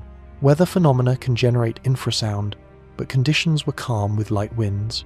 Torres calculated the power requirements for generating the observed infrasound. The tone would need to propagate from the source to the recording location with sufficient amplitude to be clearly detected. Accounting for atmospheric absorption and geometric spreading, he estimated the source would require approximately 150 kilowatts of acoustic power at the originating frequency. This power level was comparable to large industrial equipment, far beyond anything that could be airborne using conventional technology. The infrasound finding added a new dimension to the Chistochina sighting. The lights were not just visual phenomena, but were associated with measurable physical effects. Whatever had flown over the village that night was affecting the environment in ways that could be documented scientifically. Yet, the source remained unknown, the mechanism unexplained. The objects had been real enough to record, real enough to generate measurable acoustic energy, but their nature and origin remained as mysterious as ever. In June 1930, a geological expedition led by Dr. Marcus Flannery ventured into the Brooks Range to survey mineral deposits. The team of 7 men planned a 6-week expedition, carrying sufficient supplies and equipment for extended wilderness travel. They checked in weekly via radio, reporting their progress to the Alaska Territorial Government Office in Fairbanks. On July 18, Flannery made his scheduled contact, reporting they'd found significant copper deposits and would begin detailed surveys. His transmission was clear and routine. That was the last anyone heard from the expedition. When they failed to check in on July 25, a search party was organized. Bush pilots flew search patterns. Trackers followed what trails they could find. 3 weeks later, they located the expedition's base camp. The Flannery Expedition's camp looked as though the men had stepped away moments before. Tents stood properly erected and staked. Supplies were neatly organized. A pile of wood sat ready beside a stone fire ring, yet subtle details suggested otherwise. The canvas tents showed weathering consistent with weeks of exposure. The wood pile was damp through. Not just surface moisture, but deep saturation suggesting extended exposure to rain. Most disturbing was the food. Opened cans of beans and corned beef sat on a makeshift table made from stacked equipment cases. The contents were spoiled, covered in mold, yet showed no signs of disturbance by animals. Bears and foxes were common in the area, yet they'd left the camp completely untouched. Among the equipment at Flannery's camp, searchers found wooden crates containing rock samples. The expedition had been collecting systematically, each specimen carefully labelled with location coordinates and date. The most recent samples were dated July 17, the day before Flannery's final radio contact. But one crate contained samples that created confusion. 3 pieces of rock were labelled July 23, 5 days after the last radio transmission. The handwriting matched Dr. Flannery's, verified by comparison to his field journals. The coordinates placed these samples at a location 12 miles north of the base camp. Geological analysis later confirmed the specimens contained high-grade copper ore, matching Flannery's description from his July 18 transmission. Somehow, the expedition had continued working for at least 5 days after their last contact, collecting and cataloguing samples, then vanished without leaving any other trace. Search teams expanded their operations across 50 square miles of Brooks Range wilderness. The terrain was challenging, consisting of steep valleys, dense willow thickets, and exposed ridges. Streams ran fast with glacial meltwater. Weather alternated between clear and stormy. Despite these challenges, searchers worked systematically, checking every valley where the expedition might have gone. They found additional evidence of Flannery's work. At several locations matching coordinates in the sample labels, searchers discovered small excavations where geological specimens had been extracted. The dig sites showed fresh tool marks, confirming the expedition had visited these locations. But the trail always ended. No camps beyond the main base, no equipment caches, no sign of where the 7 men had gone after collecting their samples. The radio situation puzzled investigators. Flannery had reported clear weather on July 18, mentioning plans to work in the vicinity of camp for several days. His tone had been professional and unhurried. Nothing suggested problems or concerns. Yet he'd never made another scheduled contact. The radio equipment remained at base camp, undamaged and functional when tested. If the expedition had experienced an emergency requiring them to abandon camp, why leave the radio behind? The Alaska Territorial Government organized additional search operations through August and September. Bush pilots flew extensive patterns, photographing terrain and searching for any sign of the missing men. Ground teams worked through the short Arctic summer, covering as much territory as conditions allowed. Winter snows eventually forced suspension of active searching. The Flannery expedition joined the long list of Alaska disappearances that defied explanation. 7 experienced men, well-equipped and adequately supplied, had vanished from a region they'd been actively working. Their camp suggested normal operations right up to the moment they disappeared. The geological samples suggested they'd continued working days after their last communication. The Flannery expedition's camp looked as though the men had stepped away moments before, intending to return. Tents stood, properly erected and staked. Supplies were neatly organized. A pile of wood sat ready beside a stone fire ring. Yet subtle details suggested otherwise. The canvas tents showed weathering consistent with weeks of exposure. The wood pile was damp through, not just surface moisture but deep saturation, suggesting extended exposure to rain. Opened cans of beans and corned beef sat on a makeshift table made from stacked equipment cases. The contents were spoiled, covered in mold, yet showed no signs of disturbance by animals. Bears and foxes were common in the area, yet they'd left the camp completely untouched. Search team leader William Cassidy had spent 20 years prospecting and trapping in Alaska's interior. He'd seen countless camps, both active and abandoned. The Flannery site disturbed him in ways he couldn't fully articulate. The combination of normalcy and wrongness created an atmosphere he described as haunted by absence. The food situation particularly troubled him. Opened cans containing spoiled meat should attract scavengers immediately. Bears have extraordinary sense of smell, detecting food from miles away. Foxes and ravens are opportunistic feeders that investigate any potential meal, yet the spoiled food sat untouched, as if invisible to wildlife. The contents had spoiled naturally, showing bacterial growth and decomposition consistent with weeks of exposure. But no animal tracks appeared near the table. No disturbance of any kind. Inside the tents, searchers found personal items arranged as if the occupants planned to return. Sleeping bags were rolled and stored. Clothing hung from improvised lines strung between tent poles. Dr. Flannery's tent contained his field journals, leather-bound books filled with meticulous notes and sketches. The journals documented daily activities, geological observations, and sample locations.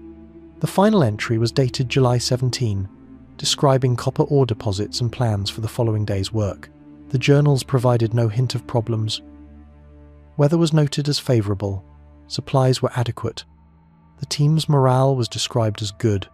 Flannery wrote about anticipated success, mentioning specific areas he planned to survey. The handwriting was steady and clear, showing none of the deterioration that might indicate stress or illness.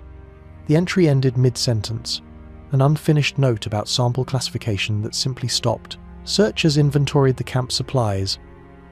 Food stocks were sufficient for another 2 weeks. Medical supplies were mostly unused. Ammunition for the expedition's rifles was plentiful.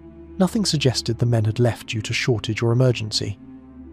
The equipment was in good condition, well maintained, and properly stored. Everything indicated a functioning camp that should have been occupied. The weathering of the tents created a timeline puzzle. Canvas exposed to Brooks Range weather degrades predictably. Sun, wind, and rain cause specific patterns of wear. The expedition's tents showed weathering consistent with roughly 6 weeks of exposure. But the expedition had been in the field only 5 weeks when they disappeared. This suggested the tents had stood empty for at least a week, possibly longer. The woodpile presented another anomaly. Flannery's team had cut firewood and stacked it near their fire ring, standard practice for any extended camp. The wood was birch and willow, local species that dry quickly in normal conditions. But the pile was saturated deep into the wood, moisture that required extended exposure to precipitation. Weather records from the region showed several rainstorms during late July and early August. The wood had apparently sat exposed through multiple weather cycles, absorbing water over time. These details painted a picture of a camp abandoned suddenly, but not recently. The men hadn't just stepped away moments before searchers arrived. They'd been gone for days, possibly weeks. Yet their last radio contact had been only days before the camp was found. The timeline didn't work unless the expedition had continued operations after their final transmission, then vanished at some later point. Cassidy ordered a detailed search of the area surrounding the camp, working outward in expanding circles. Searchers looked for footprints, equipment, anything that might indicate which direction the expedition had gone. The ground was a mix of tundra vegetation and rocky soil, capable of showing tracks in some areas. They found old footprints near camp, weathered and unclear, impossible to date precisely. But no clear trail led away from the site. The Flannery camp remained where it was found, too remote to justify hauling equipment out. The tents eventually collapsed under winter snows, the supplies scattered in wind and weather. The forest gradually reclaimed the small clearing where 7 men had camped and worked, and then simply ceased to exist in any knowable way. Among the equipment at Flannery's camp, searchers found wooden crates containing rock samples. The expedition had been collecting systematically, each specimen carefully labelled with location coordinates and date. The most recent samples were dated July 17, the day before Flannery's final radio contact. But one crate contained samples that created confusion. 3 pieces of rock were labelled July 23, 5 days after the last radio transmission. The handwriting matched Dr. Flannery's, verified by comparison to his field journals. The coordinates placed these samples at a location 12 miles north of the base camp. Geological analysis later confirmed the specimens contained high-grade copper ore, matching Flannery's description from his July 18 transmission.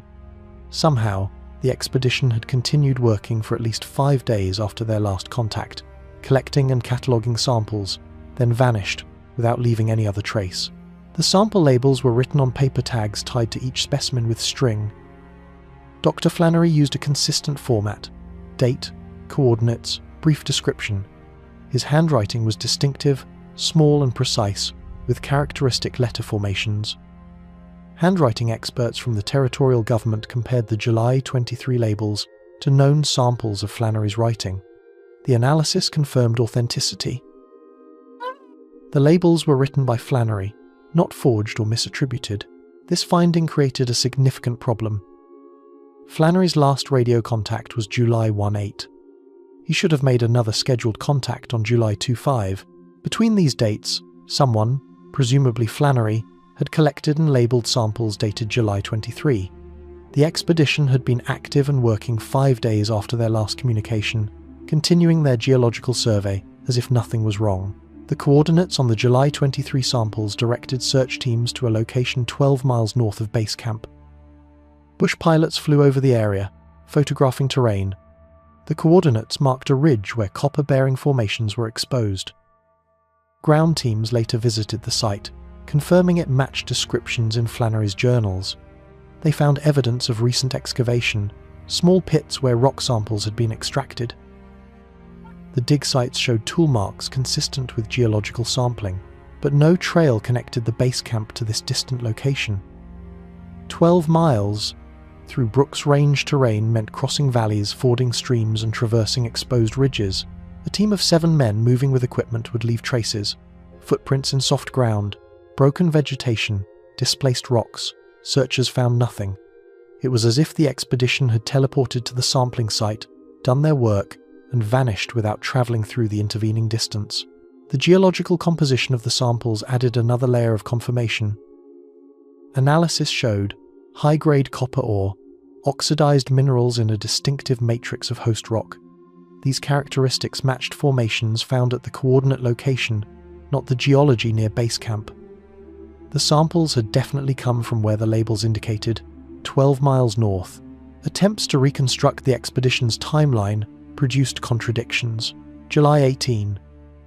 Flannery makes his final radio contact from base camp, reports finding significant copper deposits, plans to continue local surveys. July 23. Someone, apparently Flannery, collects and labels samples from a location 12 miles away. July 25. Flannery fails to make scheduled radio contact. August 10. Search party reaches base camp, finds it abandoned. What happened between July 18 and July 23? Why didn't Flannery mention plans to travel 12 miles from camp during his final radio call? Why did he subsequently fail to make scheduled contact on July 25? The samples proved the expedition was active on July 23, but they provided no explanation for the breakdown in communication or the subsequent disappearance. Some researchers speculated that Flannery's radio had malfunctioned after July 18, preventing him from making scheduled contacts, but the radio was found in working condition. Others suggested the expedition had split, with some men staying at base camp while others travelled to distant survey sites. But all 7 men vanished, not just those who might have been away from camp. The most troubling interpretation was that something had affected the expedition's perception of time or their ability to communicate with the outside world. Perhaps they believed they were maintaining their schedule, unaware that days were passing without radio contact. Perhaps they'd entered some state where normal temporal progression didn't apply, allowing them to continue work while becoming increasingly disconnected from external reality. The July 23 samples sat in storage at the Alaska Territorial Government Archives, later transferred to the University of Alaska. They remained physical evidence of work done after contact was lost, proof that the Flannery expedition had continued functioning beyond their last communication. But proof of activity wasn't proof of understanding. The samples raised more questions than they answered. Geological specimens collected in a pocket of time that existed somewhere between normal reality and whatever strange space had claimed the expedition.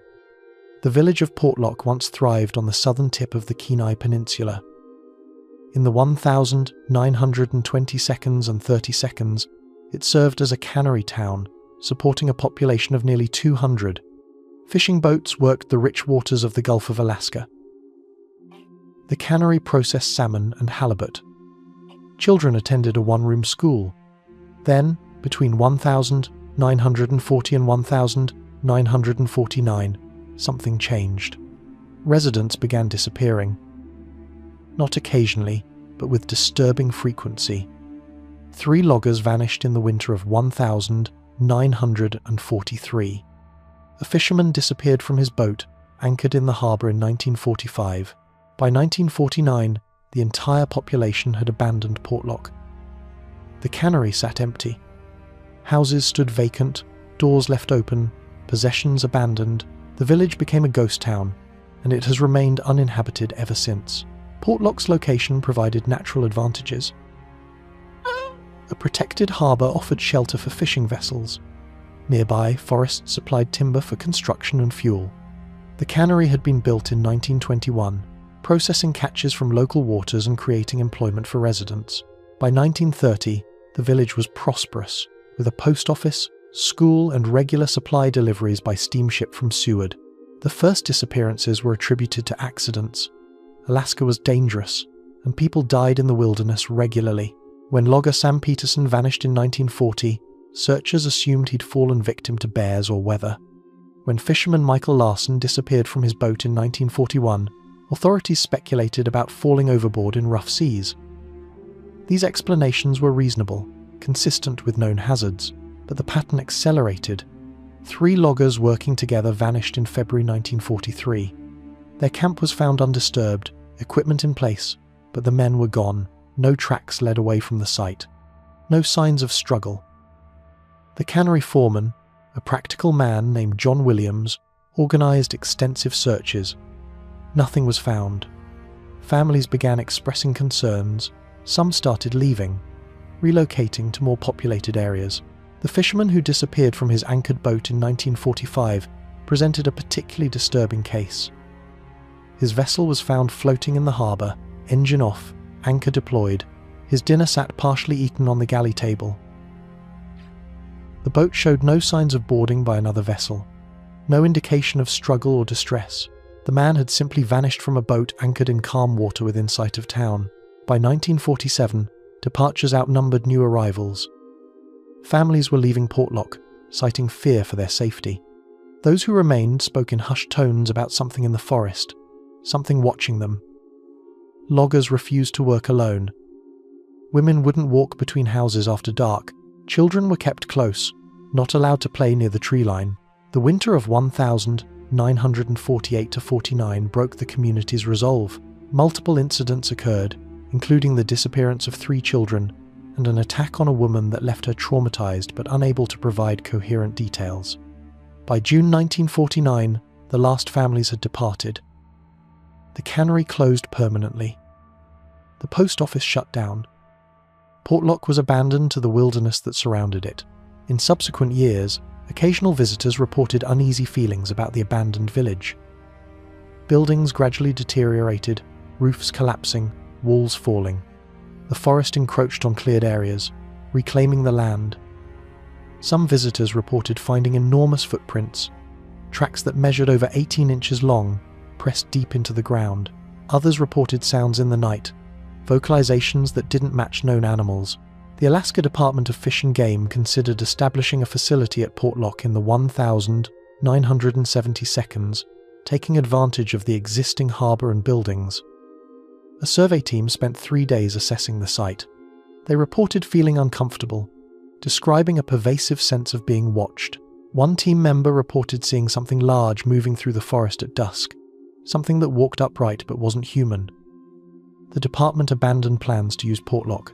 Oral histories collected from former Portlock residents describe an atmosphere of mounting fear in the town's final years. People reported finding enormous footprints in the mud near the tree line, prints that measured over 18 inches long. Loggers working in the surrounding forest spoke of being watched, of glimpsing something massive moving parallel to them through the dense spruce. Several men refused to work alone, insisting on staying in groups of 3 or more. In 1946, a logger named Albert Petka was found dead at his camp 3 miles from Portlock.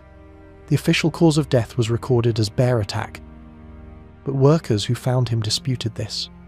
His body showed massive trauma, but the pattern of injuries didn't match bear behaviour. His rifle lay 30 feet away, fully loaded, never fired. The footprints were documented by multiple witnesses over several years. Deputy Marshal James Thompson photographed several sets in 1947, using a measuring tape to document their dimensions. The prints showed 5 toes, similar to human feet but proportionally different. The heel impressions were deeper than the toe impressions, suggesting bipedal locomotion, but the size indicated something far larger than any human. The stride length between prints measured 52 to 58 inches, consistent with something standing over 8 feet tall.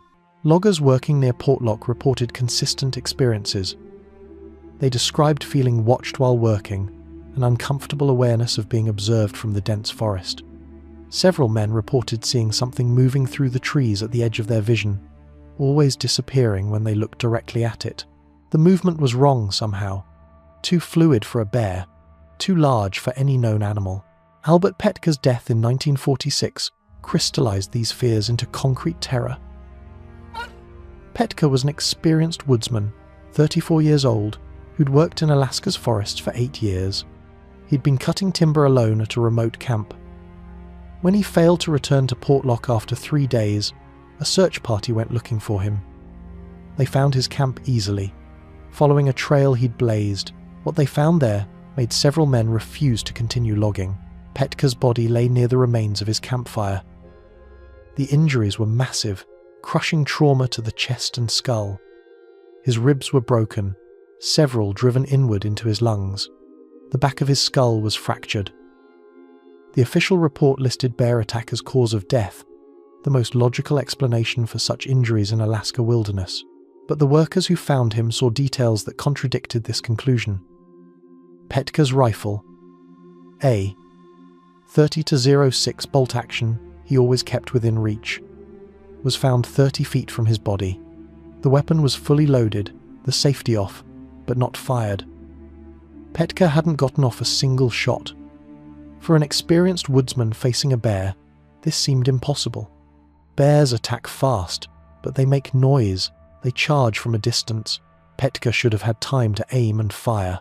The pattern of injuries also seemed wrong. Bear attacks typically involve clawing and biting.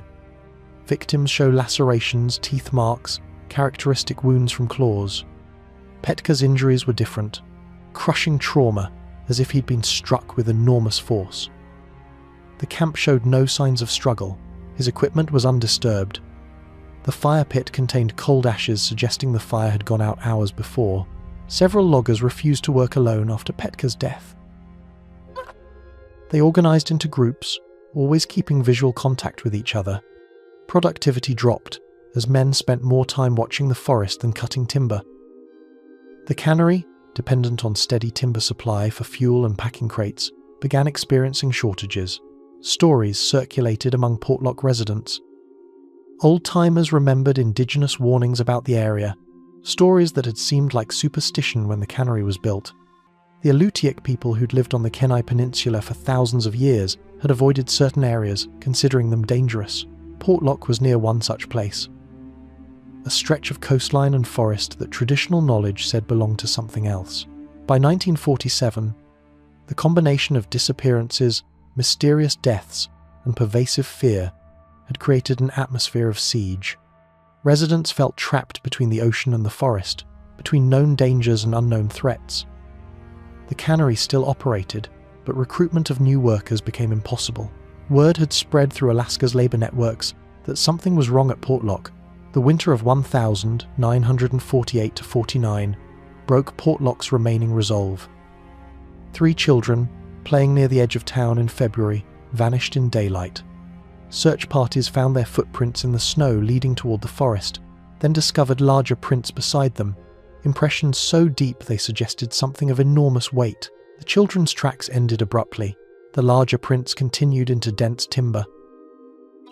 A month later, a woman walking between houses at dusk screamed for help. Neighbors who rushed out found her alone, shaking and incoherent, pointing toward the tree line. She claimed something had tried to grab her from behind, something that breathed like a furnace and smelled of decay.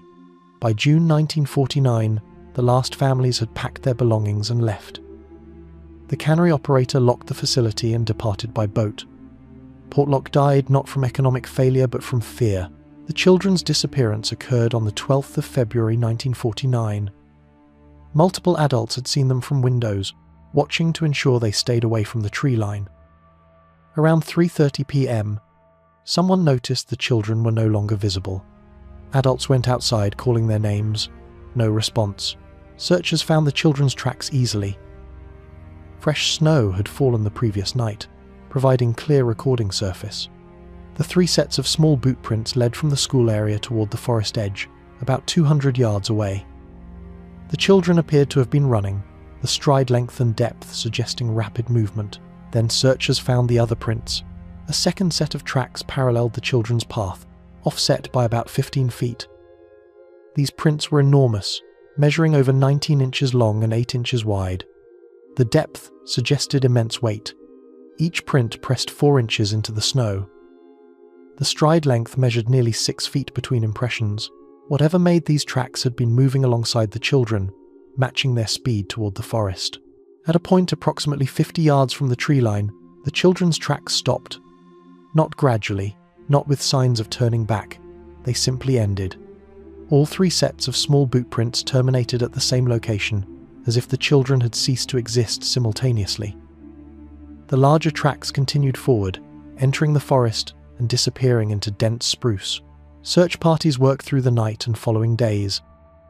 They followed the large prints as far as possible, but the tracks became difficult to follow in the forest, where snow cover was thinner. They found no sign of the children. No clothing, no blood, no indication of what had happened after their tracks stopped. The children were simply gone. This incident shattered what remained of Portlock's community spirit. Parents refused to let children outside. Families began making plans to leave. The school closed, the teacher departing for Seward on the next supply boat. The village that had seemed so prosperous 8 years earlier was dying, killed by fear of something that left enormous tracks and took children in daylight. The woman's experience in March compounded the terror. Mary Johnston was walking from the general store to her house, a distance of perhaps 100 yards. It was 6:30 p.m. Not yet full dark, but twilight. She was midway between buildings when she felt something behind her. Before she could turn, something touched her shoulder. She described it later as a hand, but too large, with rough skin or fur. She screamed and spun around. Nothing was visible behind her, but she heard breathing, deep and harsh, like air forced through a large chest, and she smelled something. A powerful odor of decay and musk. Neighbors arrived within seconds. They found Mary standing alone, no footprints visible in the muddy ground except her own. She was coherent but terrified, insisting something had touched her. Something real. Her coat showed a tear at the shoulder, fabric ripped as if by a powerful grip. But nothing was there. Whatever had grabbed her had disappeared without leaving trace. After this incident, people moved only in groups. The cannery operated at minimal capacity, workers refusing to be outdoors after dusk. Supply boats reported that Portlock had become a ghost town even before people left, houses dark, streets empty. A pervasive atmosphere of abandonment. By June 1949, the exodus was complete. The post office forwarded its last mail. The cannery shut down permanently. The last boat departed carrying the final residents. Portlock stood empty, its buildings intact but lifeless. The forest began its slow reclamation, and whatever had driven the people away remained, undisturbed in the wilderness that had always been its home. Researchers studying the Alaska Triangle have noted disturbing parallels with another disappearance cluster on the opposite side of the continent. The Bennington Triangle in southwestern Vermont saw a series of vanishings between 1,945 and 1,950. 5 people disappeared in the area surrounding Glastonbury Mountain under circumstances that defied investigation. Like Alaska, witnesses reported people simply ceasing to exist mid-conversation or while walking on well-traveled paths. In both regions, search parties found no bodies, no evidence of violence, no logical explanation. The time periods overlap almost exactly. The environmental conditions differ dramatically, yet the nature of the disappearances remains eerily similar. Some researchers have suggested this indicates a phenomenon not limited by geography. The Bennington Triangle cases are well documented. Between November 1945 and October 1950, 5 people vanished in an area of roughly 36 square miles around Glastonbury Mountain. The cases shared remarkable similarities despite involving different individuals under different circumstances. Midi Rivers, an experienced hunting guide, disappeared on the 12th of November 1945 while leading a party of 4 hunters. The group was walking single file on a familiar trail. Rivers was leading, the others following 150 feet behind. When they reached a clearing, Rivers was gone. Searchers found no trace of him despite intensive efforts. His body was never recovered. Paula Weldon, and one 8-year-old college student, vanished on the 1st of December 1946 while hiking the long trail on Glastonbury Mountain. Multiple witnesses saw her walking the trail, including a couple who passed her less than half a mile from where she was last seen. She simply didn't emerge at the trail's end. Massive searches found nothing. James Tedford disappeared on the 1st of December 1949 from a moving bus. Multiple passengers confirmed he was on the bus when it departed Street Albans. When the bus arrived in Bennington, his seat was empty. His luggage remained in the overhead rack. Fellow passengers reported no stops where he could have disembarked. He had simply vanished from a moving vehicle. The parallels with Alaska cases are striking. People disappearing mid-journey. Tracks that end without explanation. Massive searches finding nothing. Witnesses reporting impossible circumstances. The geographic distance between Vermont and Alaska is over 3,000 miles, yet the phenomenology is nearly identical. Dr. James Rothwell, a physicist who studies disappearance patterns, has noted that both regions share specific geophysical characteristics. Both sit on magnetic meridians, where Earth's magnetic field shows unusual variations. Both have mountainous terrain with complex geological structures. Both have histories of indigenous peoples considering certain areas spiritually dangerous.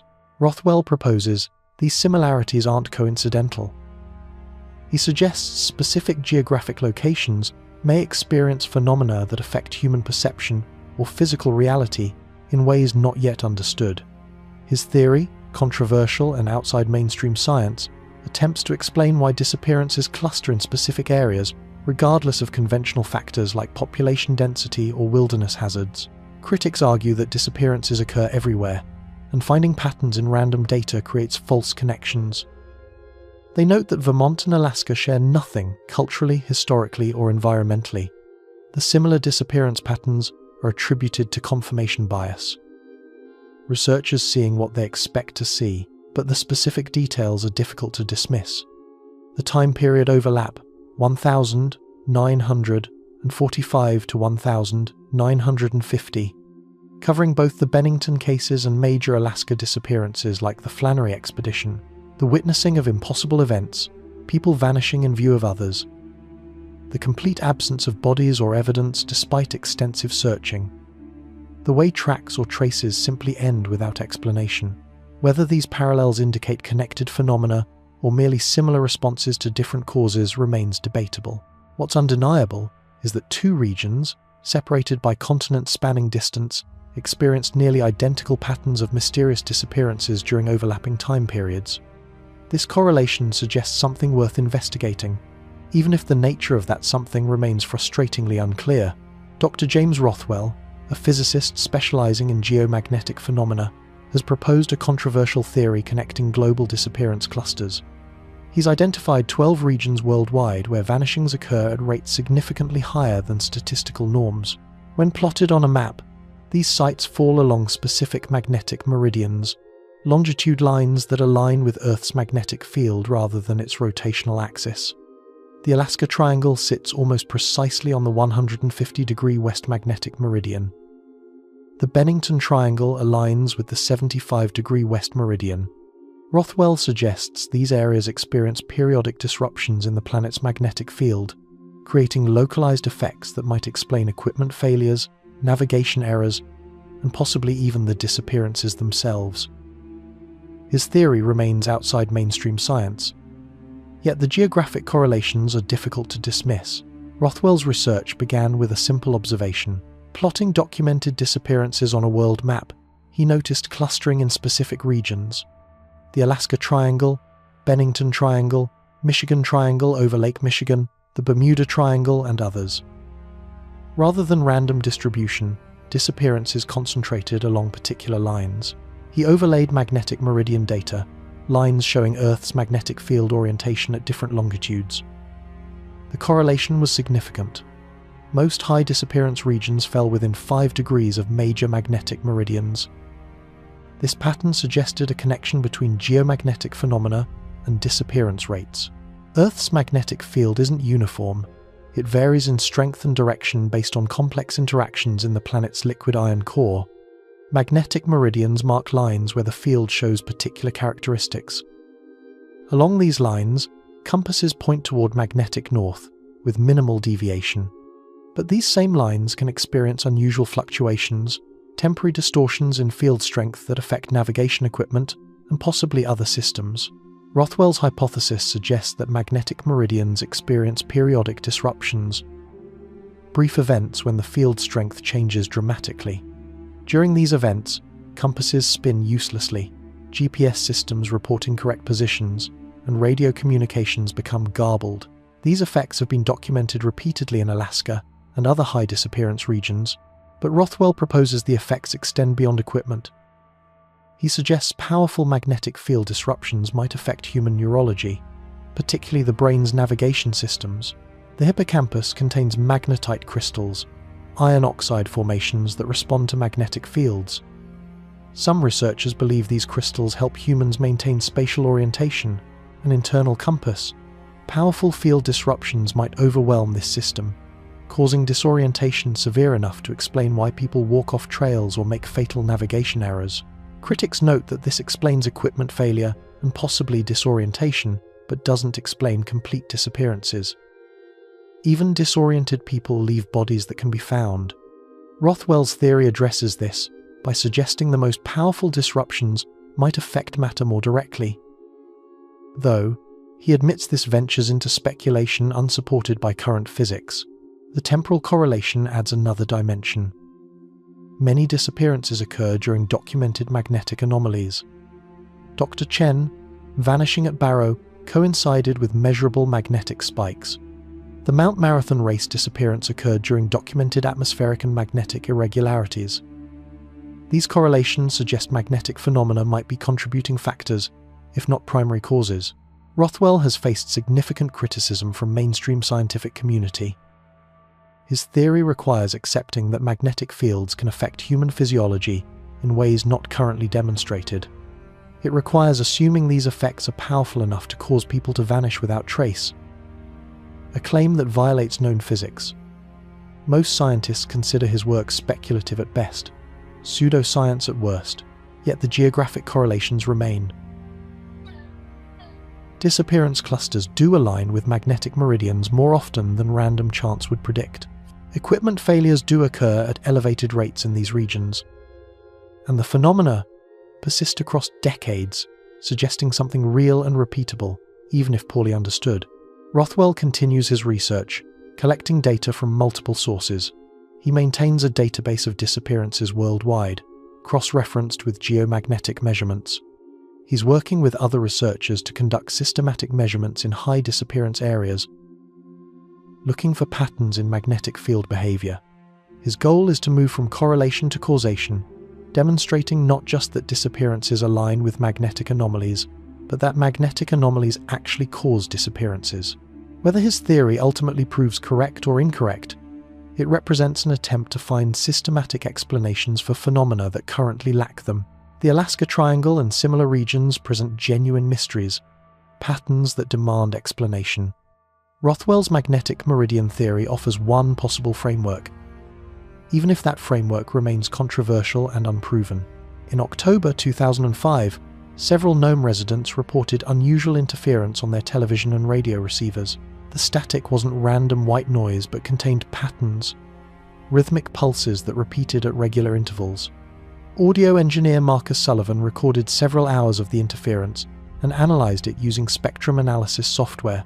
The pulses occurred in groups of 7, with each pulse lasting 0.7 seconds and separated by 1.4-second gaps. This pattern repeated continuously for 3 days, then stopped as abruptly as it had begun. Sullivan found no natural or artificial source for the transmission.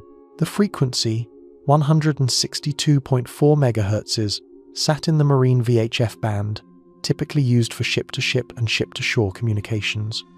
Yet the Coast Guard reported no unusual transmissions during this period. The interference began on the 14th of October 2005 at approximately 11 p.m.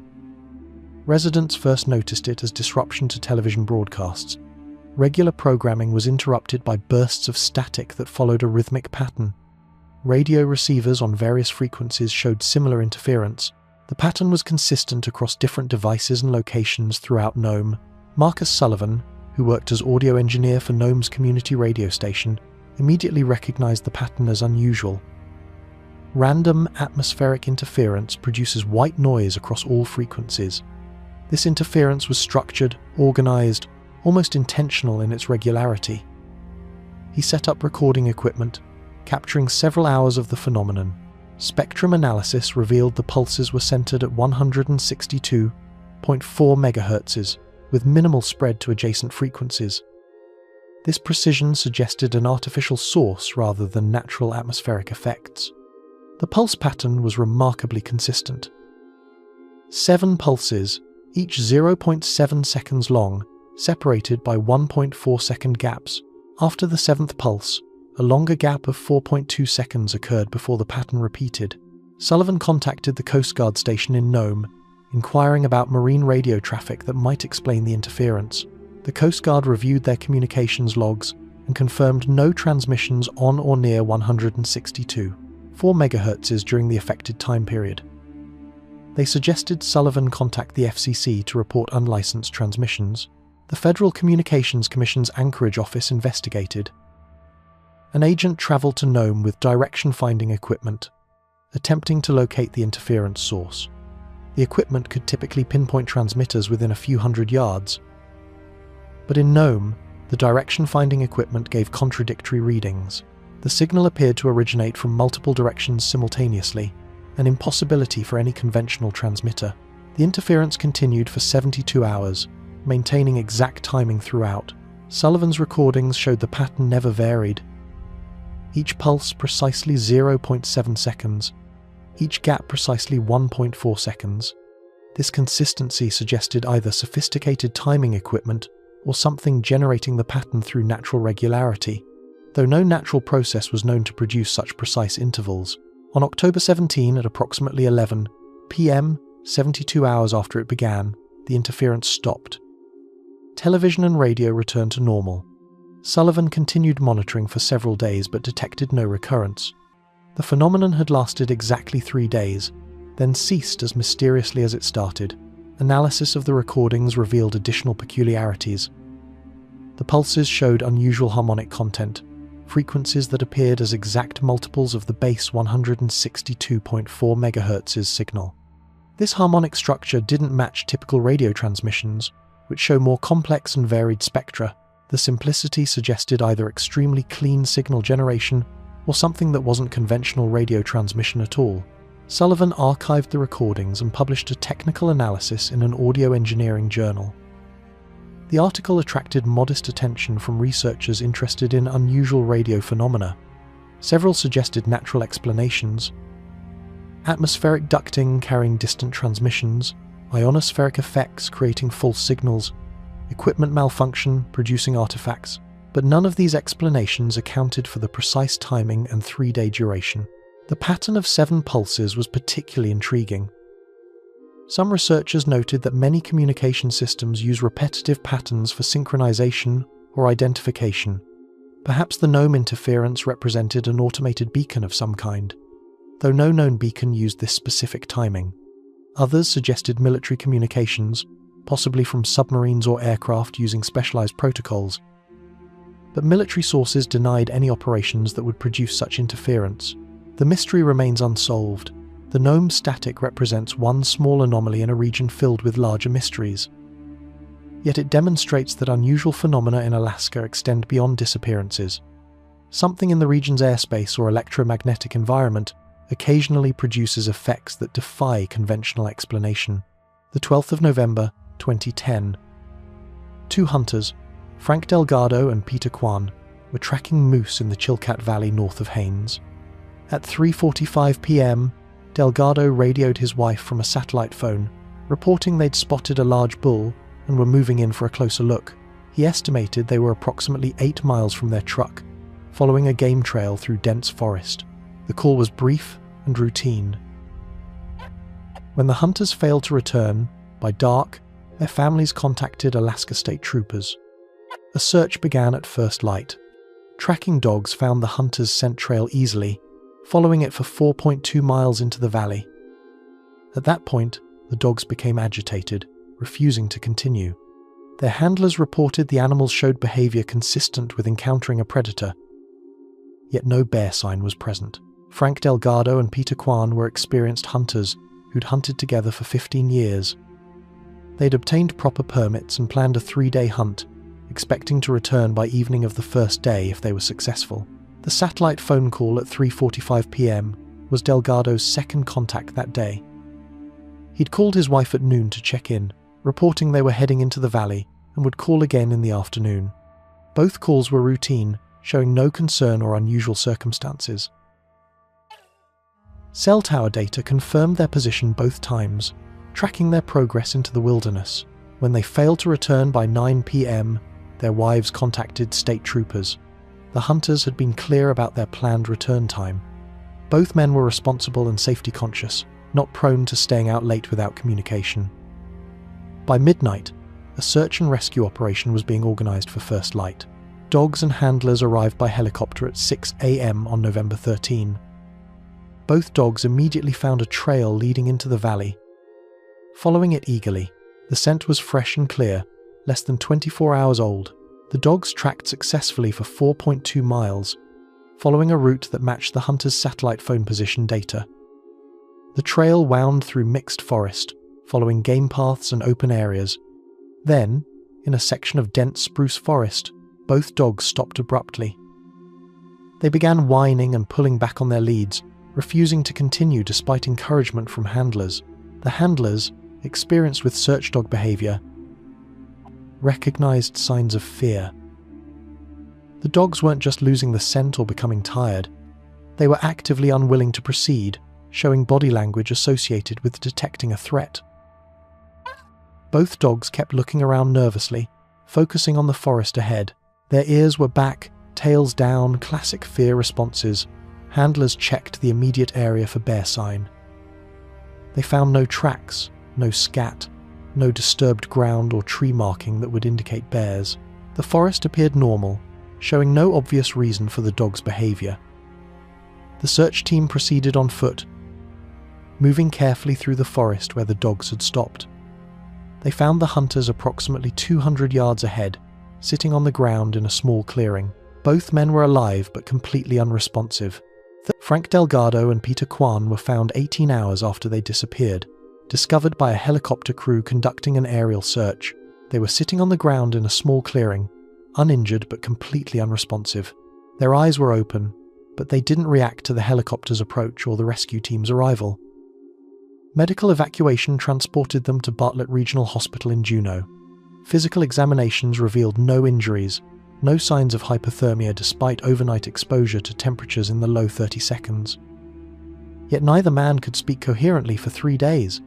When they finally began to recover, both described the same experience. They'd been following the moose when suddenly everything went silent. No wind in the trees, no bird calls, no sound at all. Then, they remembered nothing until waking up in the hospital. The helicopter crew spotted the hunters at 11:20 a.m. using thermal imaging. 2 heat signatures appeared on the FLIR camera, stationary in a clearing. The pilot maneuvered for a closer look. Through binoculars, observers saw 2 men sitting motionless on the ground, appearing to stare at nothing. The helicopter landed 50 yards from the clearing. Medical personnel approached cautiously, calling out to the hunters. No response. The men's eyes were open, appearing to track movement, but they showed no recognition or reaction. They sat in identical positions, legs crossed, hands resting on their knees. postures that seemed almost meditative. Vital signs were checked immediately. Both men had normal heart rates and blood pressure. Pupils reacted normally to light. Breathing was regular. They showed no signs of trauma, no injuries visible on cursory examination, but they were completely non-verbal, not speaking or responding to questions. The medical team attempted to move the hunters to the helicopter.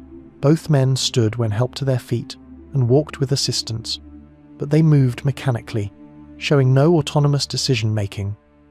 They had to be guided physically, step by step, to the helicopter. Once seated, they sat motionless, unless moved or directed.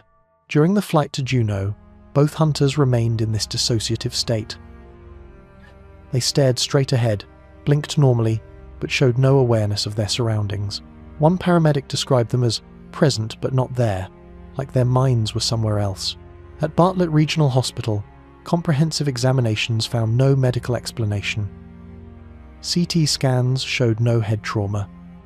Blood tests revealed no toxins or drugs. Neurological exams showed normal reflexes and responses. Physically, both men were healthy. Mentally, they were absent, locked in some internal state that medical science couldn't access. The breakthrough came on the third day. Delgado spoke a single word: silent. Over the following hours, both men gradually regained ability to communicate. They were confused, disoriented, unable to explain where they'd been or what had happened. Their last clear memories were of tracking the moose through the forest. When questioned separately by psychiatrists, both men described an identical experience. They'd been moving through the forest when suddenly all sound stopped, not gradually fading, but cutting off completely, like someone had muted the world. The silence was total and profound, more absolute than anything either man had experienced. In this silence, they'd continued walking, following the moose. But something was wrong with time. Moments seemed to stretch, each step taking forever yet no time at all. They remembered feeling dreamlike, disconnected from their bodies. Then, nothing. No memory of stopping, sitting down, or experiencing anything else until waking in the hospital. Both men had lost weight, approximately 8 to 12 pounds each, despite being missing less than 24 hours. This weight loss was medically unexplained, requiring days of caloric deficit that hadn't occurred. Their clothing showed wear beyond what one night outdoors should produce. Fabric analysis detected unusual levels of ultraviolet damage, suggesting prolonged sun exposure. Yet the weather had been overcast during their missing period. Hospital records from Frank Delgado and Peter Kwan's treatment revealed a puzzling detail. Blood tests showed elevated cortisol levels consistent with extreme stress. Yet neither man showed physical signs of exertion. More unusually, both hunters had lost weight, approximately 8 to 12 pounds each, despite being missing for less than 24 hours. Their clothing showed wear consistent with several days of outdoor exposure. Not a single night.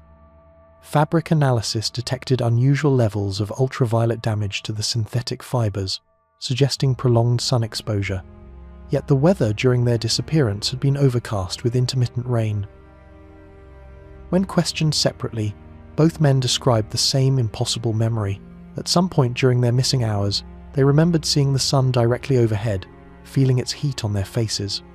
This occurred in November, when the sun in southeast Alaska rises only briefly and never reaches an overhead position. The cortisol findings were particularly significant. Cortisol is a stress hormone that elevates during physical or psychological trauma. Both hunters showed levels typically associated with extreme situations, comparable to combat stress or near-death experiences. Yet they showed no corresponding physical damage that would explain such stress responses. The weight loss created a metabolic puzzle. Losing 8 to 12 pounds requires a caloric deficit of approximately 28,000 to 42,000 calories.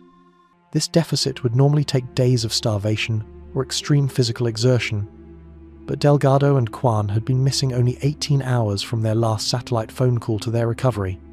Even assuming they'd eaten nothing during that time, the weight loss exceeded what was physiologically possible in that time frame. Clothing analysis provided more anomalies. Both men wore synthetic outdoor gear, materials that degrade predictably under environmental stress. Laboratory examinations showed fiber degradation consistent with approximately 72 hours of intense UV exposure.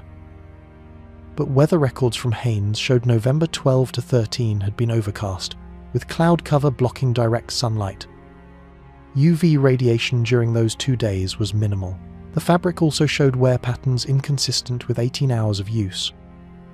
Abrasion marks on knees and elbows suggested repeated contact with rough surfaces. Seams showed stress consistent with extended wearing and movement. One fabric expert described the wear as what I'd expect after 3 or 4 days of hard outdoor use, not 1 day of hunting. When both hunters had recovered sufficiently to be interviewed, psychiatrists questioned them separately and extensively. The goal was to recover any memories of their missing time, any clues about what had happened. Both men struggled with fragmented memories, images, and sensations that didn't form coherent narratives, but both described the same specific memory. The sun overhead. Delgado remembered looking up and seeing the sun directly above, feeling intense heat on his face. This memory had sensory vividness, feeling real and immediate. He remembered squinting against the brightness, feeling sweat on his forehead. The memory was brief, a moment without context, but absolutely clear. Quan described an identical experience. The sun directly overhead, intense heat, a sense of being exposed in open space. He couldn't remember where he was or what he was doing, but the sun overhead was undeniable in his recollection. When told this occurred in November in southeast Alaska, he seemed confused. The memory didn't match physical possibility, yet it felt completely real. Astronomers confirmed that in Haines, Alaska, on November 12, the sun reached maximum elevation of 15.3 degrees above the southern horizon at 12:47 p.m. It never approached overhead position. Even at summer solstice, the sun at Haines reaches only 55 degrees elevation, well short of directly overhead. The hunters' shared memory described something that couldn't have happened at their location. These physical and psychological anomalies suggested a disturbing possibility. Delgado and Quan hadn't experienced a normal 18-hour disappearance. Something had happened to them that involved more time than the external timeline indicated. The weight loss, clothing wear, stress hormone levels, and memories all suggested they'd experienced days rather than hours. Yet external evidence showed they'd been missing less than 24 hours. This discrepancy between objective time and experience time implied something profound and disturbing about the nature of their disappearance. They'd somehow stepped into a pocket of time that ran at a different rate, experiencing days while the outside world experienced hours. When they returned, or were returned, to normal time, their bodies and clothing showed evidence of the longer duration they'd actually experienced. Analysis of disappearance data from 1988 to 2024 reveals a disturbing trend. The geographic distribution of vanishings is spreading. Early cases clustered tightly within the traditional triangle linking Juneau, Anchorage, and Barrow, a region long associated with lost aircraft and missing bush pilots. But incidents since 2010 show a steady outward drift. Disappearances now occur with notable frequency, up to 100 miles beyond those original boundaries. The expansion is not random. It follows an identifiable gradient of magnetic and atmospheric anomalies. Dr. Catherine Marsh, a statistician at Alaska Pacific University, began mapping the data in 2016 after noticing that new missing person reports were occurring farther inland each year. Using GIS layers built from state trooper logs, FAA flight incident records, and NOAA satellite telemetry, she produced a series of heat maps that revealed a disquieting pattern. The high incidence zones form concentric arcs radiating outward from Mount Hayes, a 11,000-foot glacial massif that has appeared in classified Air Force radar reports since the 1,960 seconds for its persistent echo returns. Her projection models suggest that if current rates continue, nearly 3/4 of Alaska's landmass will fall within elevated risk zones by 2035. Critics accused Marsh of data patterning, seeing order in noise, but the numbers resist dismissal. Between 2008 and 2023, Alaska's missing person rate rose from 28 per 100,000 residents to nearly 38, a 34% increase even after adjusting for population growth. Remote regions such as the Kobuk Valley and the Upper Yukon now show disappearance clusters previously unrecorded in modern times. Several involve seasoned hunters and search and rescue volunteers, people intimately familiar with the terrain. What is spreading is not merely statistical. The triangle appears to be growing like a field of distortion. Satellite magnetometer readings show localized fluctuations in the Earth's magnetic inclination across these zones, brief swings of up to 4 degrees in under a minute. Airliners cruising over interior flight corridors report unexplained instrument lag, compass reversal, and short bursts of static that override navigation frequencies. Bush pilots speak of radio voices fading into what they call the null hum. One pilot near Talkeetna described it as a crowd whispering inside the headphones, not through them. In 2021, the University of Alaska Fairbanks launched Project Permafrost Drift, comparing missing person clusters to newly formed thermokarst basins, the sinkholes that open when permafrost melts. Researchers found a correlation coefficient of 0.81 between collapse zones and disappearance coordinates, suggesting either a shared geophysical cause or a common trigger.